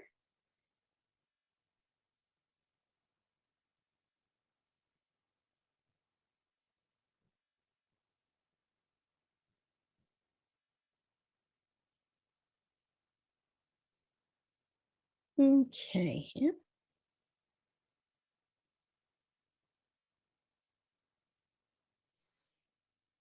So we have here, we're looking at Alfonso Hudley. And this is a World War II record. And those who served in World War II would come home significantly changed. Most served time abroad and were exposed to European culture and less oppressive societies than the ones that they were raised upon in coastal Georgia.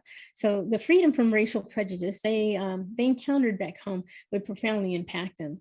And many would be seeking to begin anew in other communities and among other cultures that they had encountered for the first time. So here we see Alfonso Hudley, a descendant of Cujo and Lucy Chattels 70 and 71. And when I discover and look at some of these things, I would say to myself, well, which Butler plantation bondsman would ever have imagined that their line of descendants would reside in the city of Philadelphia, the city of brotherly love, earning the respect of a veteran and a pension for his service.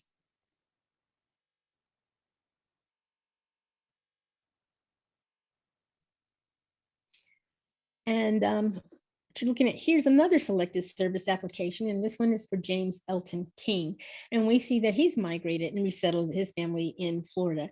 His direct descendants were not aware of this record, so I felt compelled to include it. And actually, this would be one of my peers, Tiffany Young, who you heard earlier.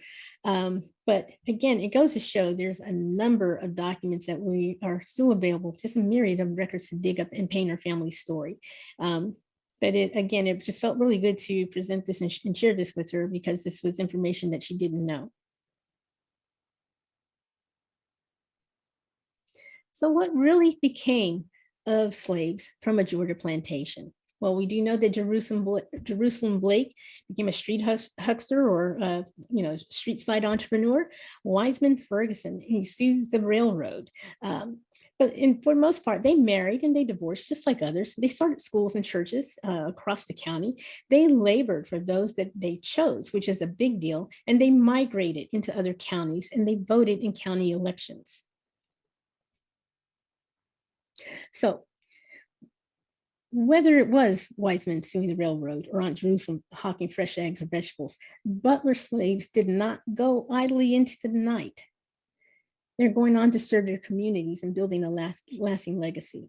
From the oldest direct patriarchal family lines of Butlers, Swifts, Bryants, Coffeys, Hudleys, Mungins, Halls, Dennises, Fergusons, Hazards, Coopers, Youngs, all direct lines of Butler plantation, we see they have extended their ranks and have built upon other well-established coastal families with matrilineal lines established by daughters who married into the Prindles, Lotsons, McKees, the Livingstons, Youngs, and many other McIntosh County lines. These are stories waiting to be told. And for those of us actively researching those enslaved on this plantation, which is now under siege and threatened by developers who seek to pave over the imprint of these venerable enslaved souls, we must note and act. We cannot stand by and watch others wipe out the difficult but very important past represented by Butler Island Plantation.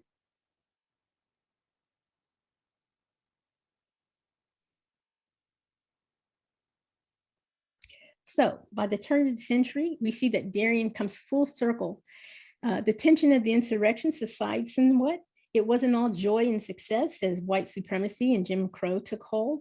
We see there are repercussions in 1900 when the white community chooses not to count a good portion of the Black community, depriving them of much needed funding for schools and county services. And again, if you're researching, you probably had a 20-year gap because of this. It drove me crazy when I couldn't find my families in the 1900 census, but I did find the documentation that they were aware of it, and it's not just a mistake.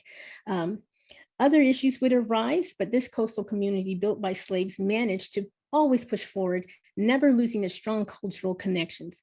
One sees clearly how and why the former bondsmen of Butler Plantation were ready to meet the moment of the Darien Insurrection, and how they managed to push through some of the most volatile years of Reconstruction, as well as the early years of Jim Crow, not losing sight of their objectives to build a thriving community, to rebuild an identity and a safe space for their formerly oppressed brethren.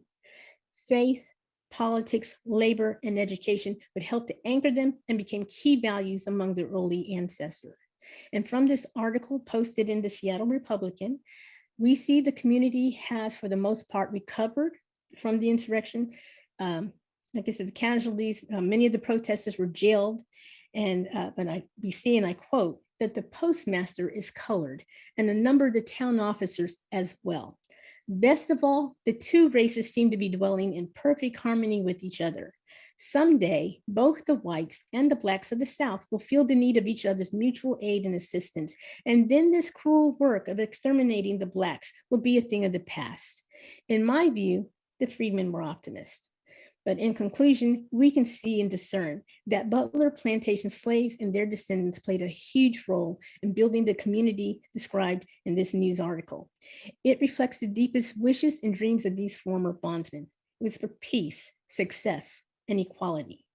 We owe it to them to keep these values in the forefront and to spend our days in pursuit of the world they envisioned. Darien is a remarkable city full of history and its share of intrigue.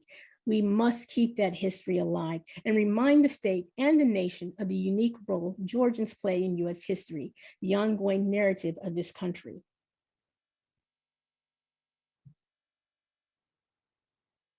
Now, I've shown you a number of primary documents in my slides to show you how I've approached some of the research I've done.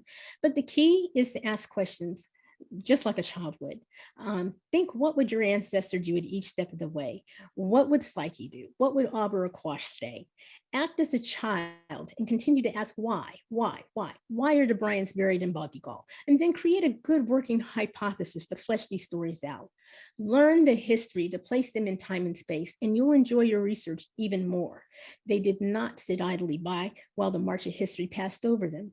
Like babies born into any new environment, they would naturally kick, crawl, run.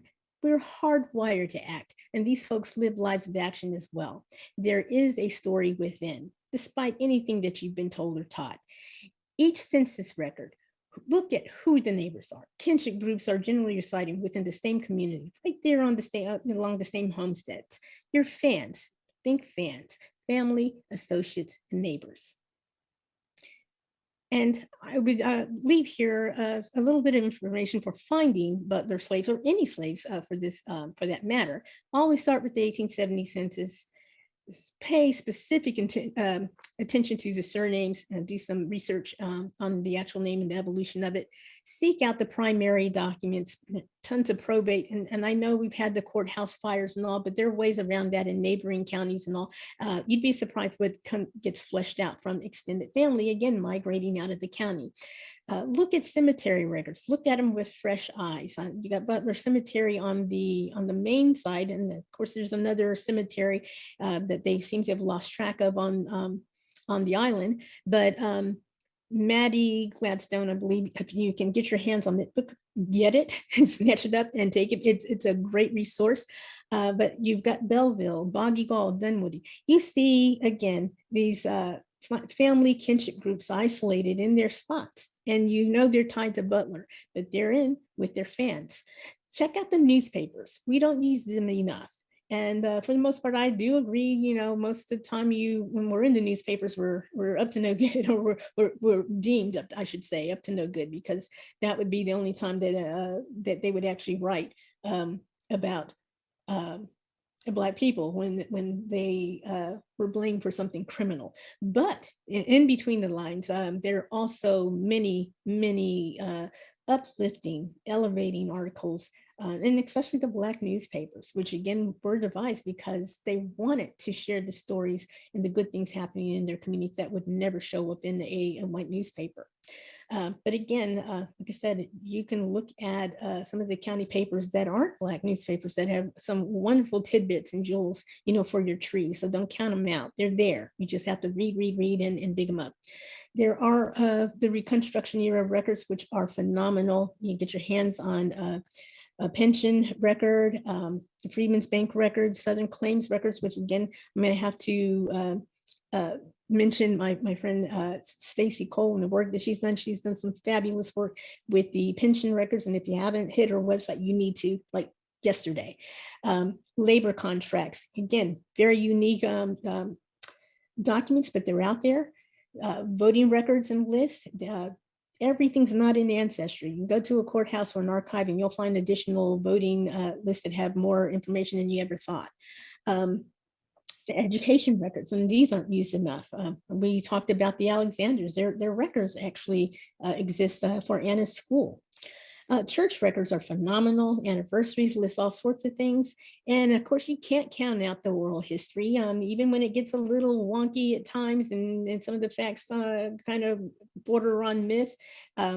Getting to that story is part of the journey. So embrace it. If you got an older person to talk to, start asking questions today. DNA testing, I cannot emphasize enough. These results are rebuilding long forgotten lines. And if you haven't tested, you need to. You also need to contact Adolphus Armstrong, who is a member of Ujima and is heading up that area for us. He's our guru. But collaborate.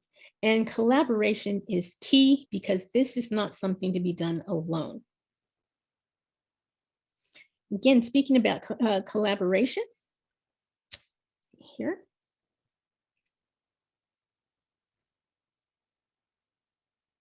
Let's go backwards here.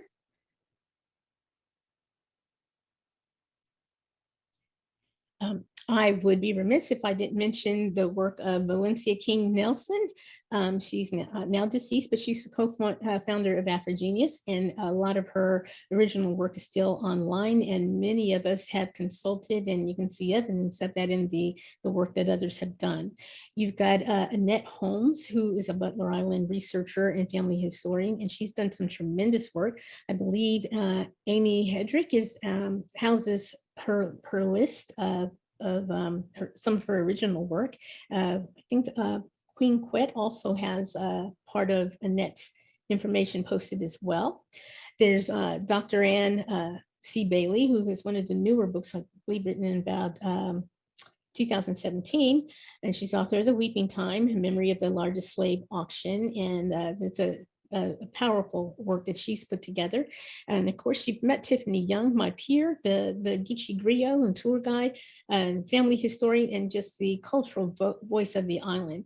There's also Dr. Kwesi de Graaf Hansen, who is the head of the organization to commemorate enslaved African-American nationals at Oceans. And he has a phenomenal video that, if you have not looked at it, for the Weeping Times, documents it very early back, almost well, it borders on every aspect of the study of the plantation. And there's, again, my other peer, Brian Sheffey, who gave us that tremendous presentation last week. And trust me on this, there will be a lot more to come. So again, you have tremendous resources out there. I would advise you to take advantage and use the information that they're providing, collaborate, but do remember that they are conducting some trailblazing work, and make certain, I'd like to highlight or be clear what you're seeking when you do approach them, because they do have day jobs, and while everybody's willing to help you connect to your people, you got to also help them, and they shouldn't be expected to do your personal history for you, so don't set that expectation. But they're all very fine, very good people that are willing to help out and support your work. So I would also ask you to check out their blogs and sites as they continue to share and push this type of research forward. But be open what you know when contacting anybody. If you run across something, the benefit in working with them is that they probably have run across things that you haven't seen yet, so they can help connect you to that. But make certain, to, again, follow up. And again, there are people out there that if you do need a genealogy done for you, services like Ancestry and all will do that. So take the time, thank them for their help and support. And remember that someday someone else will be looking at the type of, or the trove of records you've collected, because we can't take it with us.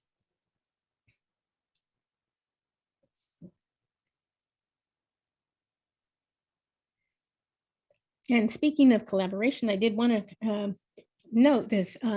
This is a personal project that I'm going to pursue, and it's the potential to find the inventory or documents outside of the Butler family papers to look at the story written about Tom Pate, who was the Negro trader who purchased 200 of the Butler plantation slaves. And I'm thinking that where are these documents? Where are the bills of sale? The census evidence and death and probate records, because this is a story in which basically the trader resold two sisters after the conditions of the sale was that these families remained together. So in Pate, basically, well, actually Summer, it was irritated with Pate for selling a sister, and he wanted his money back. And didn't happen, but there's a feud that it was established between the families. Both of the men ended up shot dead, and basically all the Pates in the family line continued. Like I said, became a full-on feud. So again, there should be records, probate records of this family, and I would think that if we find this would be a big nugget to moving the research forward.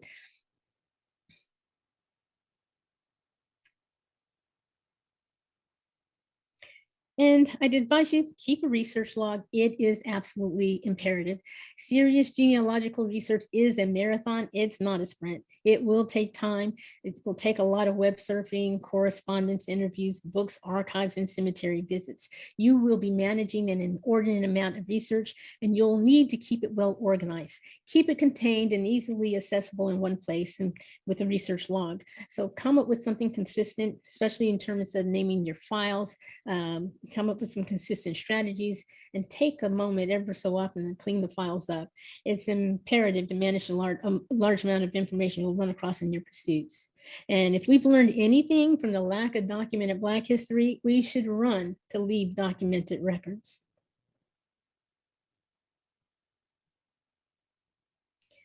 So again, if you have questions regarding your associations or potential ancestral ties to Butler Plantation, take that test. And if you haven't, connect to some of the groups. We're doing some outstanding genetic genealogy.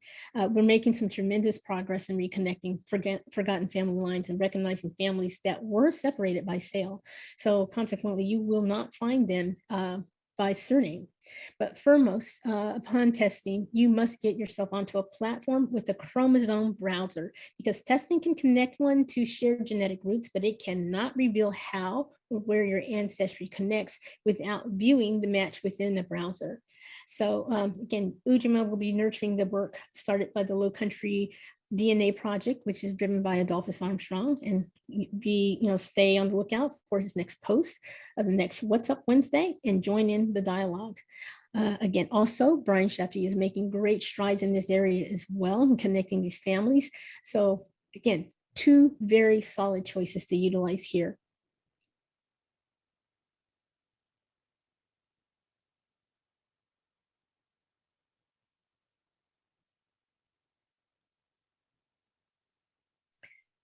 So I provided the clues to where the spirit of activism and trying to build an Excel comes from.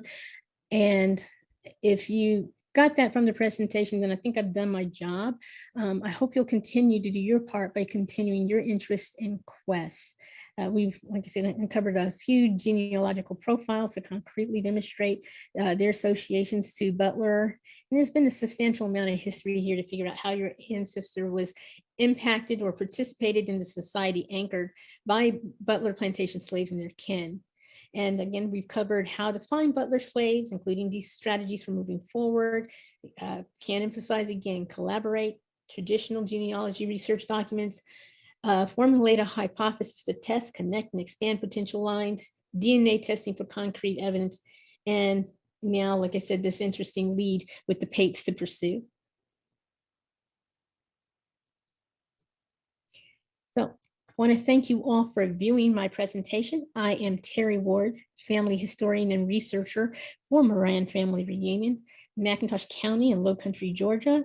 And my mantra is always write the record as well as write the record. I'm available for questions through the Ujima Jin Facebook page or website at www.ujimagen.org. We'll also be forwarding a supplement after this event, which will list the best email to contact me. And again, some additional information that you can use for building your Butler plantation research.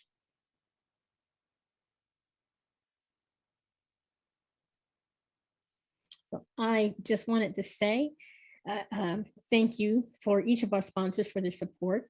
And this was supposed to be a presentation scheduled during Black History Month. And as it would happen, we're now commemorating the anniversary of the sale of these special people, the formerly enslaved of Butler Island, which took place March 2nd and 3rd. So with that said, I just want to remind you to celebrate Black history each and every day of 2021. And I salute and support your research efforts.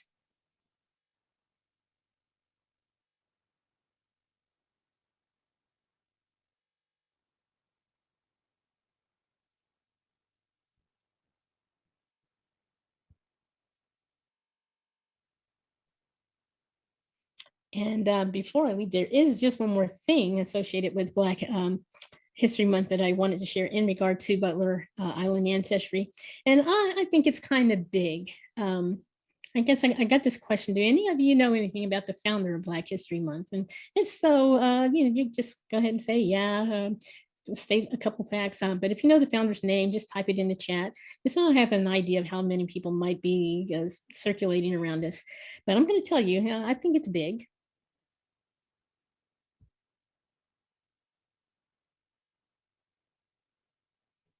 I'm going to tease you with it now. It's kind of sort of big, at least I think.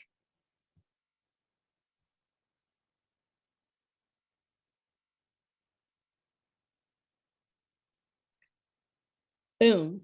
Black History Month founder Carter Woodson has ties to McIntosh County. And you heard it here first. I was surprised when I ran across it.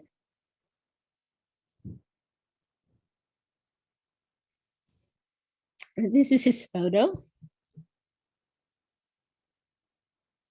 And this is his story. We have Catherine Riles, a McIntosh County born educator, would marry Sherman Woodson, the brother of Carter Woodson. Her sister Mamie is married to John Young, the son of Isaac. And this is the very same Isaac that we started with, the one mentioned in the letter. So I know it's a bit convoluted, but it counts just the same. Butler plantation roots run deep, far, and wide. Who would have thought? So I'm going to wrap it back up, and we're going to head back and let's see here. And address Baldwin one more time, because the full quotation that he had was, "Take no one's word for anything, including mine, but trust your experience. Know whence you came. If you know whence you came, there's really no limit to where you can go." I have great respect for that unsung army of Black men and women. I am proud of these people, not because of their color, but because of their intelligence and their spiritual force and their beauty. The county should be proud of them too. I mean, the country should be proud of them too. But alas, not many people in this country know of their existence. And the reason for this ignorance is that a knowledge of and role these people played and play in American life would reveal more about America to Americans than Americans wish to know. I'm not a ward of America. I am one of the first Americans to arrive on these shores. James Baldwin. When I read this, it just seemed so appropriate and so on for the status and position of Butler slaves. So again, I close as I started. Here.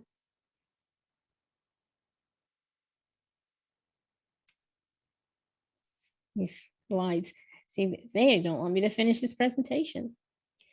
But I do. I closed as I started. I just want to remind everybody, in terms of Butler plantation slaves, to remember this quote as well. I am somebody.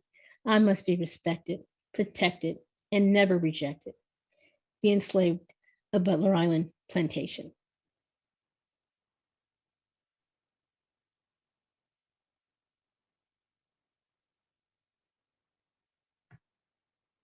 Thank you. Thank you so much, Terri. We're going to have a Q&A session before we wrap up for the evening. We are joined by Terri and also by Brian Sheffey, who presented in part one. His presentation looked at the origins of the Butler Island enslaved people, as well as a look at Sapelo Island and touched on St. Simon's Island. And we're also joined by Tiffany Young, who is a Butler Island descendant. And Adolphus is in the chats for us, in the comments, managing that part for us. But Terri, thank you so much for your presentation and your thorough research.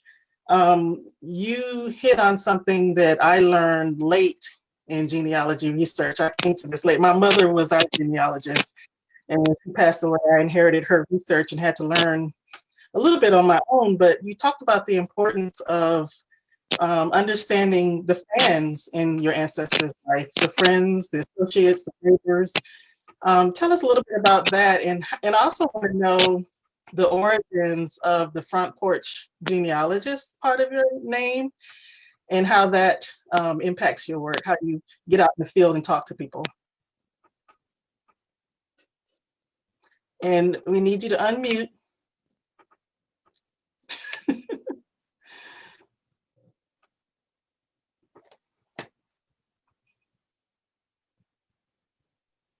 I guess that would help a little, huh? Can you hear me okay? Yes. Thank you so much. Yes, I have always been the inquisitive one in the family. And for whatever reason, I was always intrigued with the old folks. I remember seeing Cousin Emma, which is the child that was that bought on the Darien Insurrection, and never got the answers basically that I was looking for. You know how the old people would say, you're minding old folks' business. So, but I was that kid that would always ask that question that everybody was thinking, but why does she have blue eyes? And as I got older, I actually started documenting things on note cards. But my dad was a natural. He maintained the family narrative, and actually he knew more facts than some of his elders, and they would go to him and ask, well, George, how did that work out? And I always, big ears listening in. And he, I guess, had the same type of tradition because he was raised by his grandparents. So he heard their stories. And he was a magnificent storyteller, and he would spend time on that porch with my granduncle. We're a military family, and I was pretty much raised abroad, but they would go over and they would just talk about all of these people. And I was just intrigued because, again, none of it seemed to match the types of stories or the histories that I was taught in school, which was essentially that we had no history. So that's where the front porch pretty much came from. I can remember as early as 6 years old, basically saying, "Mine, get out of the old folks' business." But from there, I started with note cards. I still have the note cards 3x5s and the file case, that I could put every ancestor on. And then next thing you know, my dad collected the obituaries. So I had tons of obituaries, and that started to come together. And then finally, when he passed in 92, I realized that somebody would have to pick up the torch, basically, and continue to say or tell these stories, or they'd be lost. And from that point, I started putting everything in a 5-inch binder, which funny thing, everybody, I take this big binder around, all these papers all inserted. And at one point, I met this cousin, Adolphus Armstrong, here because he had heard about the binder. So he had made a trip to see my granduncle, who you saw on this slide. And he was always very cynical. And he's like, yeah, this young cat came around asking all these questions about the family. So I'm going to send him down there to you. And sure enough, he drove down. We ended up talking. And I was just amazed that he knew and grew up with all of these people that I only knew on paper. I called them my paper relatives. And so it just turned out to be a great association. He could knock on doors and introduce me to the elderly people, that, I was kind of surprised to see some of them were still living. There's a lot of people that live long lives in McIntosh County, but that pretty much was the start of my documentation. And so I, like I said, since the age of 10, I've just been asking those questions and evolved into the front porch genealogist. Interesting. So Brian, in your presentation, you cited some databases that you used in your research. Do you get the opportunity to get out and knock on doors and sit on porches and sit in living rooms and talk to people about their family history in your research? Not at the moment, not with COVID, unfortunately. Right. I came from a family that really didn't want to talk about its past in the South. Or actually, because my father's ancestry is Virginia, my mother's is like South Carolina, North Carolina, and Virginia, and they just didn't want to talk about it. They left that behind.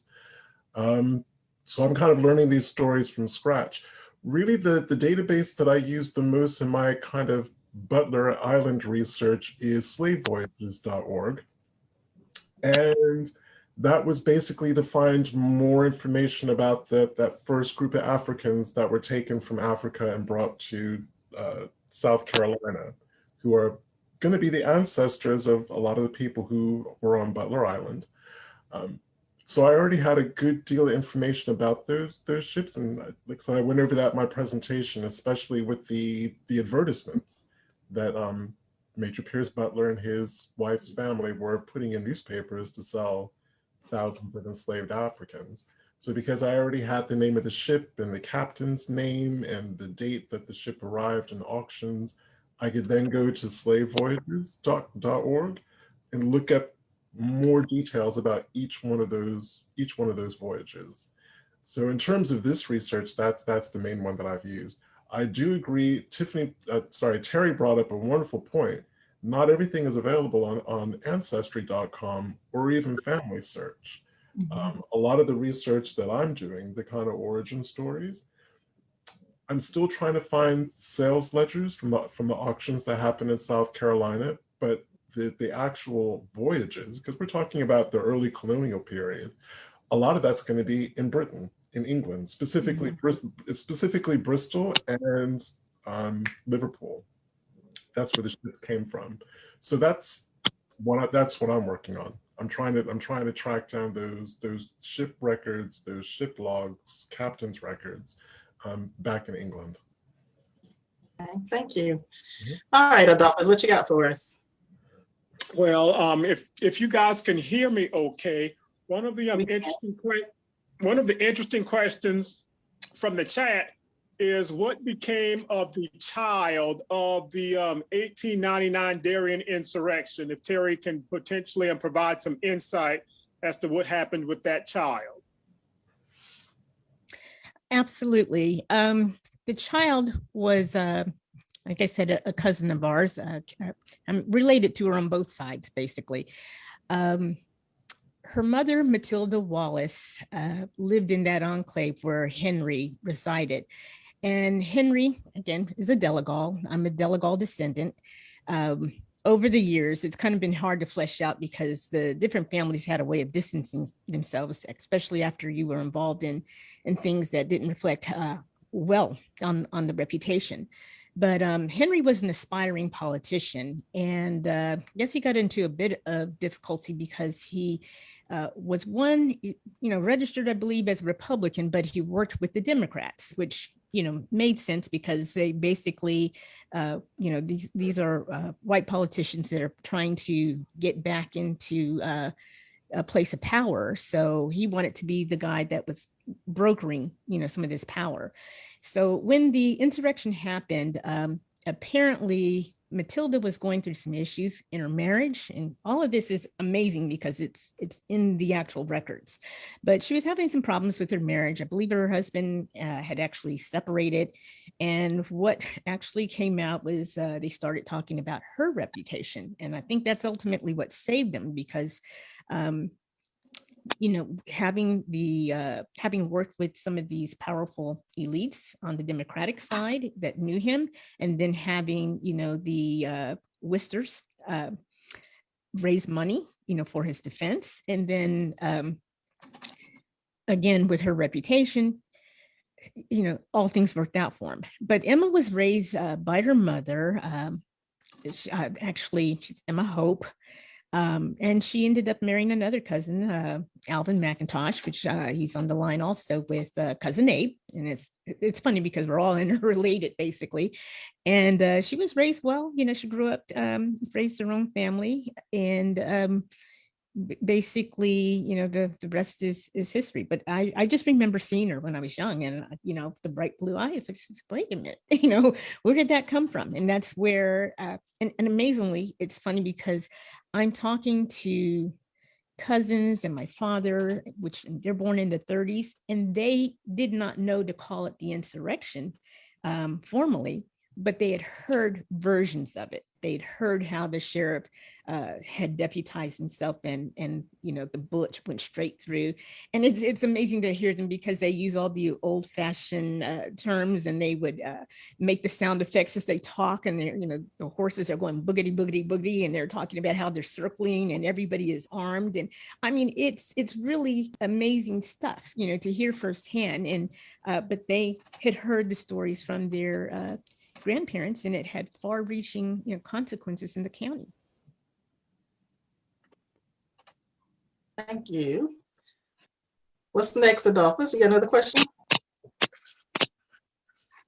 Well, at this point, the chat is pretty quiet in that Amy Hedrick has been able to provide some great information in terms of some of her postings on cousin Emma's daughter, cousin Mamie Brennan. So that's been absolutely fantastic. But I have I guess a question that I would like to quickly put in as the chat pulls itself together with the questions, is that, as you guys were doing your research and looking at, how Brian started his presentation out, just based on some of the family surnames that Terri highlighted, I guess the question would be to Brian, just to figure out, out of those surnames that he see, have any of those surnames potentially surfaced for him as being items of families of interest at this point? Well, it's funny you should mention that, because I'm working on with a private client whose ancestry is in the low country of South Carolina, on this very small, on an island called Sandy Island, Georgetown County. It's just offshore of Charleston. And because I've been working with the Butler Island and surrounding area over the last couple of years, I've become really familiar with a lot of the surnames that are involved. And I just happened to ask Terri, have you ever heard the surname Keith? Because I'm working on the Keith family. And she's like, yeah, I have. And like I said, it was a wonderful thing dealing with my client, because she never knew that she had any link to the Gullah community whatsoever. And here I come trotting along 24 hours later going, yeah, your family's in the heart of it, basically. But also recognizing names like Wiley, Izzard, Guerard, what were some of the other ones? And Middleton. They're just names that I just see repeating over and over again, and not even just surnames, but first names, Christian names that Right. In the community.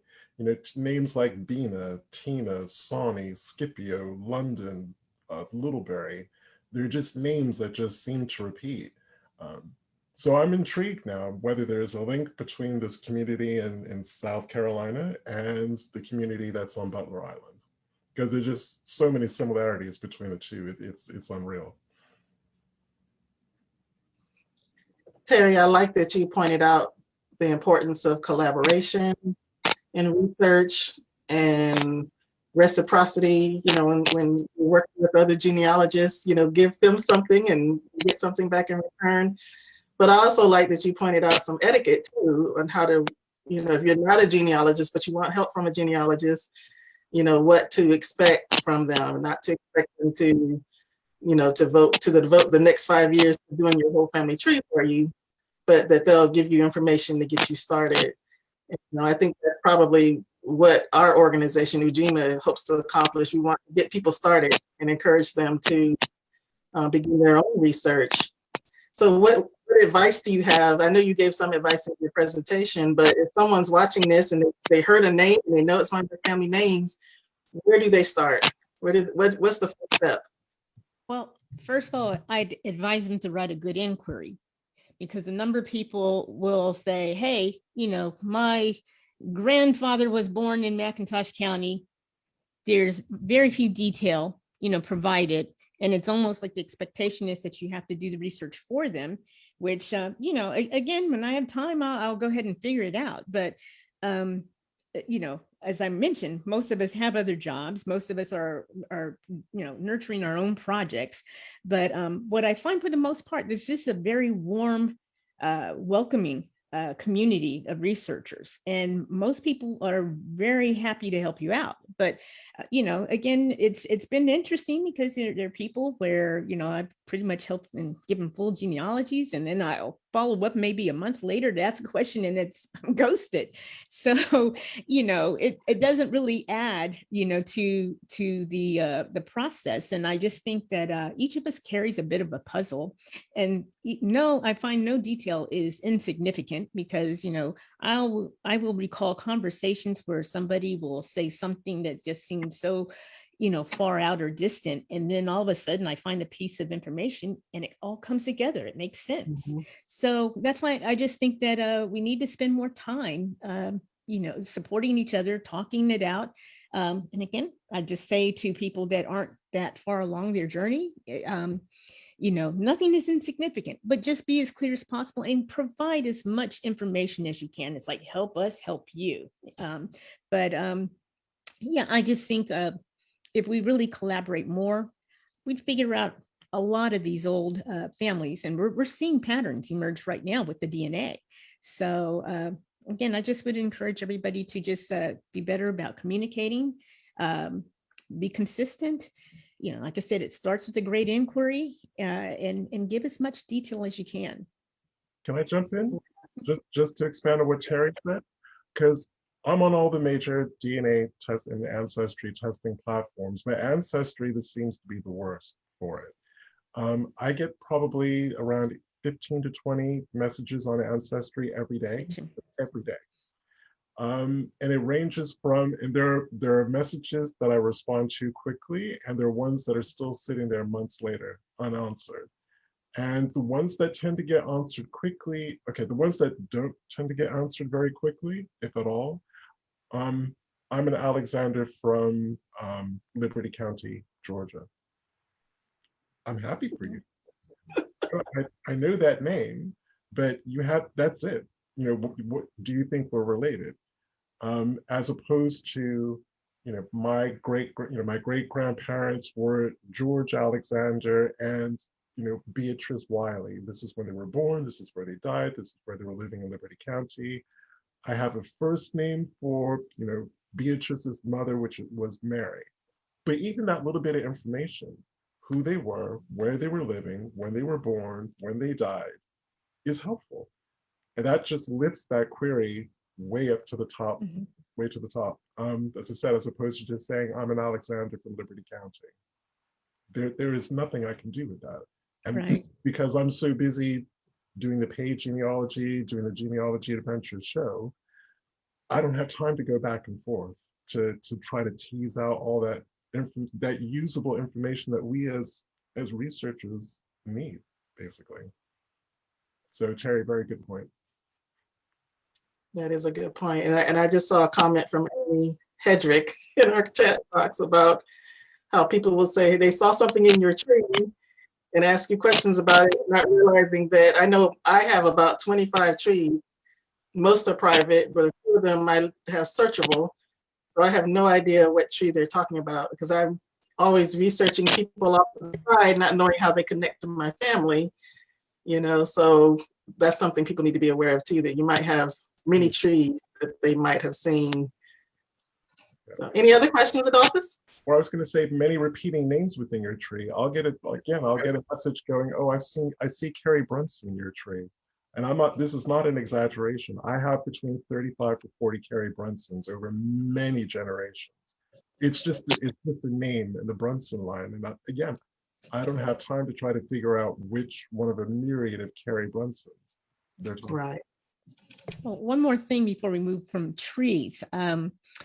I would caution you in terms of copying some of the trees that are out there, because we've got a lot of people now that are involved in the field of genealogy, and they're not taking the time to look for sources, and they're just copying. And I read this one blog where the guy called it a Frankenstein tree, and it's the appropriate term for it, because they're just stitched and patched together, and you'll see these big inconsistencies, and they'll have pictures. And I looked at one tree and I'm like, wait, that's not my great grandfather, but they're out there. So again, the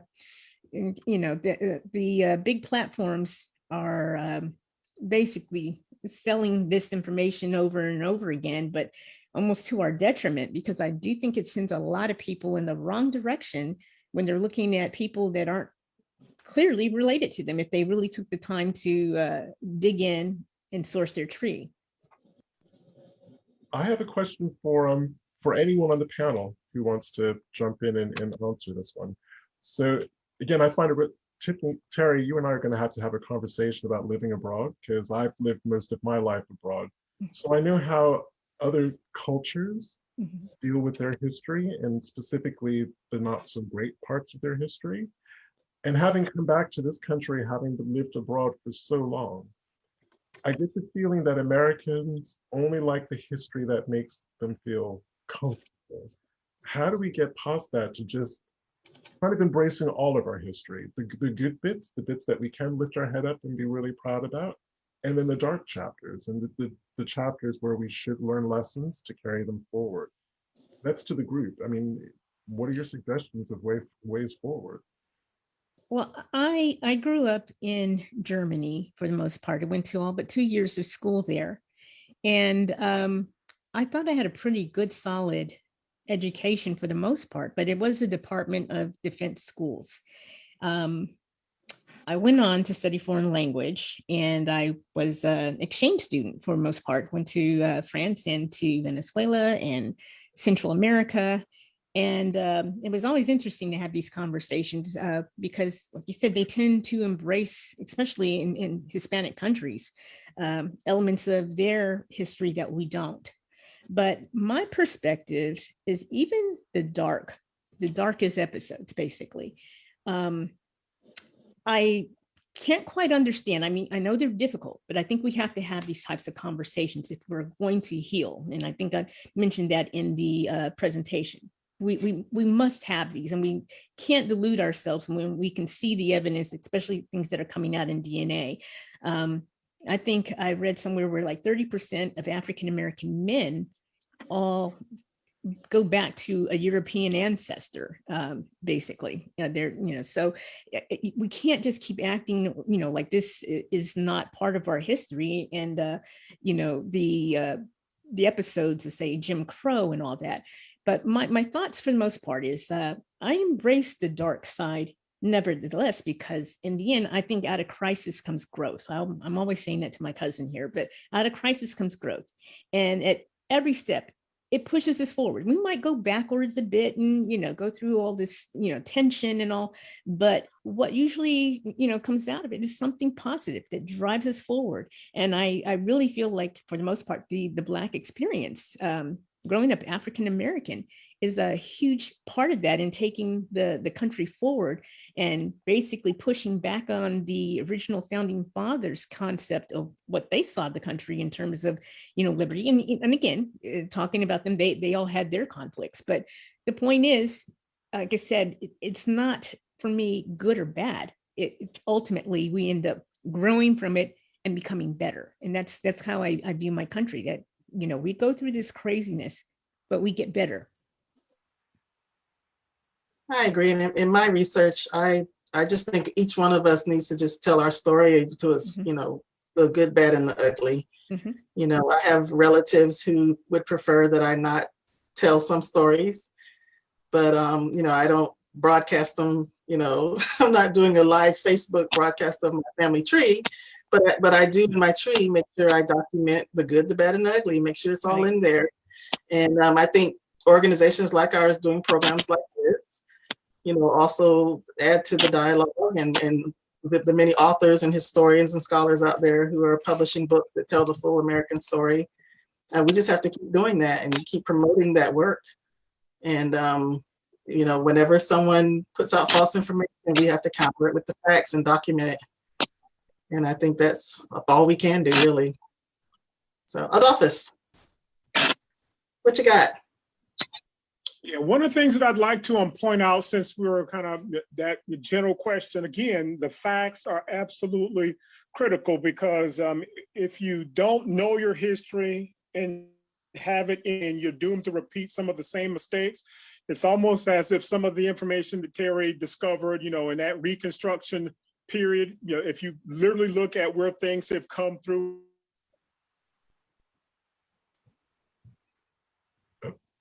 period is still with us today.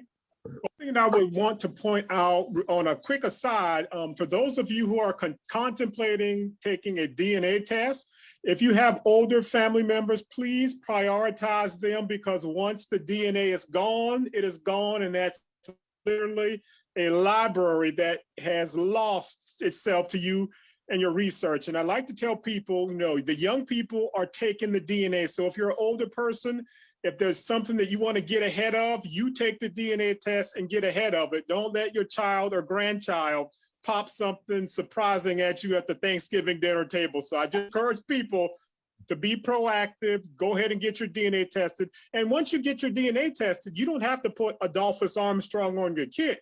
You can put XXY, and at least it's out there for your family to research. So there are ways that you can maintain a level of privacy, but still get the information you need to help reconnect our families, because ultimately that's what the goal is, to reconnect these families that were broken apart during this traumatic time in our American history. I'd like to expand on that too, in terms of what Adolphus is saying about the younger millennials, younger generations. Testing is unfortunately, well, it's just kind of fact. DNA washes out over time because it's half with every generation. So if you're trying to kind of research through slavery, and especially when you look at some of the moves that are made, like say by Ancestry, removing the smallest centimorgans and your matches, it gets harder and harder. So again, it makes sense that you test grandpa because he's 2 generations further along and closer to that enslaved ancestry or planter ancestry that you're looking for. So again, like you said, go ahead and do that. Another thing, strategy to do if you're, it's best maybe to test both of your parents versus yourself, because then you can go ahead and separate them out real quickly, unless you encounter a lot of the endogamy that we're seeing in lines along the coast. But that's another great strategy to utilize in terms of figuring out who or when to test. But again, my biggest thing is that it is washing out. It's harder to find if the platforms continue to take off the smaller centimorgans. I've done some research that's been kind of amazing with things. It's not necessarily true when they say that, finding a 10 centimorgan match, but I mean, I've got a line basically of like 35 people that just kind of fleshed out, and they're all very small segments, but it's been consistent and it's now coming together and making sense. So just kind of wanted to throw that out there. And again, get yourself into a chromosome browser, because basically Ancestry doesn't provide one. So, you're related, but it's, again, you can't see things like endogamy, and endogamy meaning that you might have lines or cousins marrying cousins again and again. So you got this really messy line, but that's how you break it down. You put yourself in a chromosome browser and start identifying the segments that you're matching. And to that, I would also add, if they're willing, and if you have them in your family, aunts, uncles, great aunts, great uncles, because not every sibling inherits exactly the same amount of DNA. So for instance, there's some family lines where I have more DNA than either of my siblings, and then one of them will have more than me. So yeah, the more people you can test, the better. Okay. This was Adolphus real quick. We have a great conversation. You're going back and forth in the chat. I want to introduce you all to Norman Randolph. He is one of the gentlemen who kind of indoctrinated me into the DNA and how important it is. So in a future What's Up Wednesday, Norman Randolph will definitely be highlighted. So Amy, if you're listening out for that one, we can definitely pull you and Norm into that one just to see exactly how DNA and the actual good old-fashioned genealogical research, how the two can leverage each other and help propel your research to a different level. Another person I'd like to do a quick shout out in the chat is that Mr. Galloway. He has extended himself to be able to assist people who are doing the research. So hopefully I'm not mispronouncing, but Jerry Franklin Galloway Jr., thank you oh so very much for making yourself available to individuals. Thanks. Very good. I wanted to point out that there is a commemoration of the Weeping Time this weekend, March 5th through 7th, and it's going to be virtual on the Facebook page of the Weeping Time Commemoration Weekend. So we hope that you'll check that out. I don't know if Tiffany is with us. Did you want to say some words about the commemoration? I'm here, get your great I'm here, but I want everybody to be knowing that I'm so thankful that you are here, and thank you for listening to our presentation. I'm so thankful, and I just have so many thanks to give everybody, and to Adolphus and to Terri and to everybody that has I'm sorry that I'm tearful. Everybody has been here to come on. I'm so thankful. I'm the Geechee Griot, or the Geechee Griot, and I'm so thankful that you are here to share what we have here. Thank you, thank you, thank you, thank you. Thank you, Tiffany. And I want to thank all of you for joining us this afternoon. We've covered a lot of ground. I want to thank our organizations that helped sponsor our event. See if I can get them on the screen here.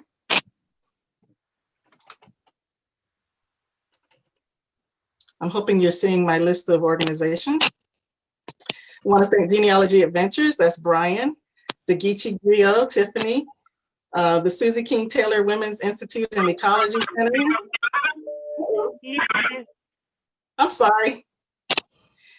The Center for Jubilee Reconciliation and Healing, Zengen.com, that's Amy Hedrick. They Had Names, African Americans in Early Liberty County. That is Stacy Ashmore Cole. The Burning of Darien Museum, the Robert S. Abbott Race Unity Institute, the Ashantilli Center, Becky Richardson African Diaspora and Cultural Museum out of Tampa, and the Bullitt County Genealogy Society. We appreciate your support, and we want to thank Stacy Ashmore Cole, who's been behind the scenes handling our technology. And if you missed some of today's program, it is on our website at eugenagen.org. Give us a few days to get this recording up for you, but it will be there, and we have some other information on our website as well. So thank you to our guests, our panelists, and thank you for joining us. We hope to see you at our next program. Have a good evening.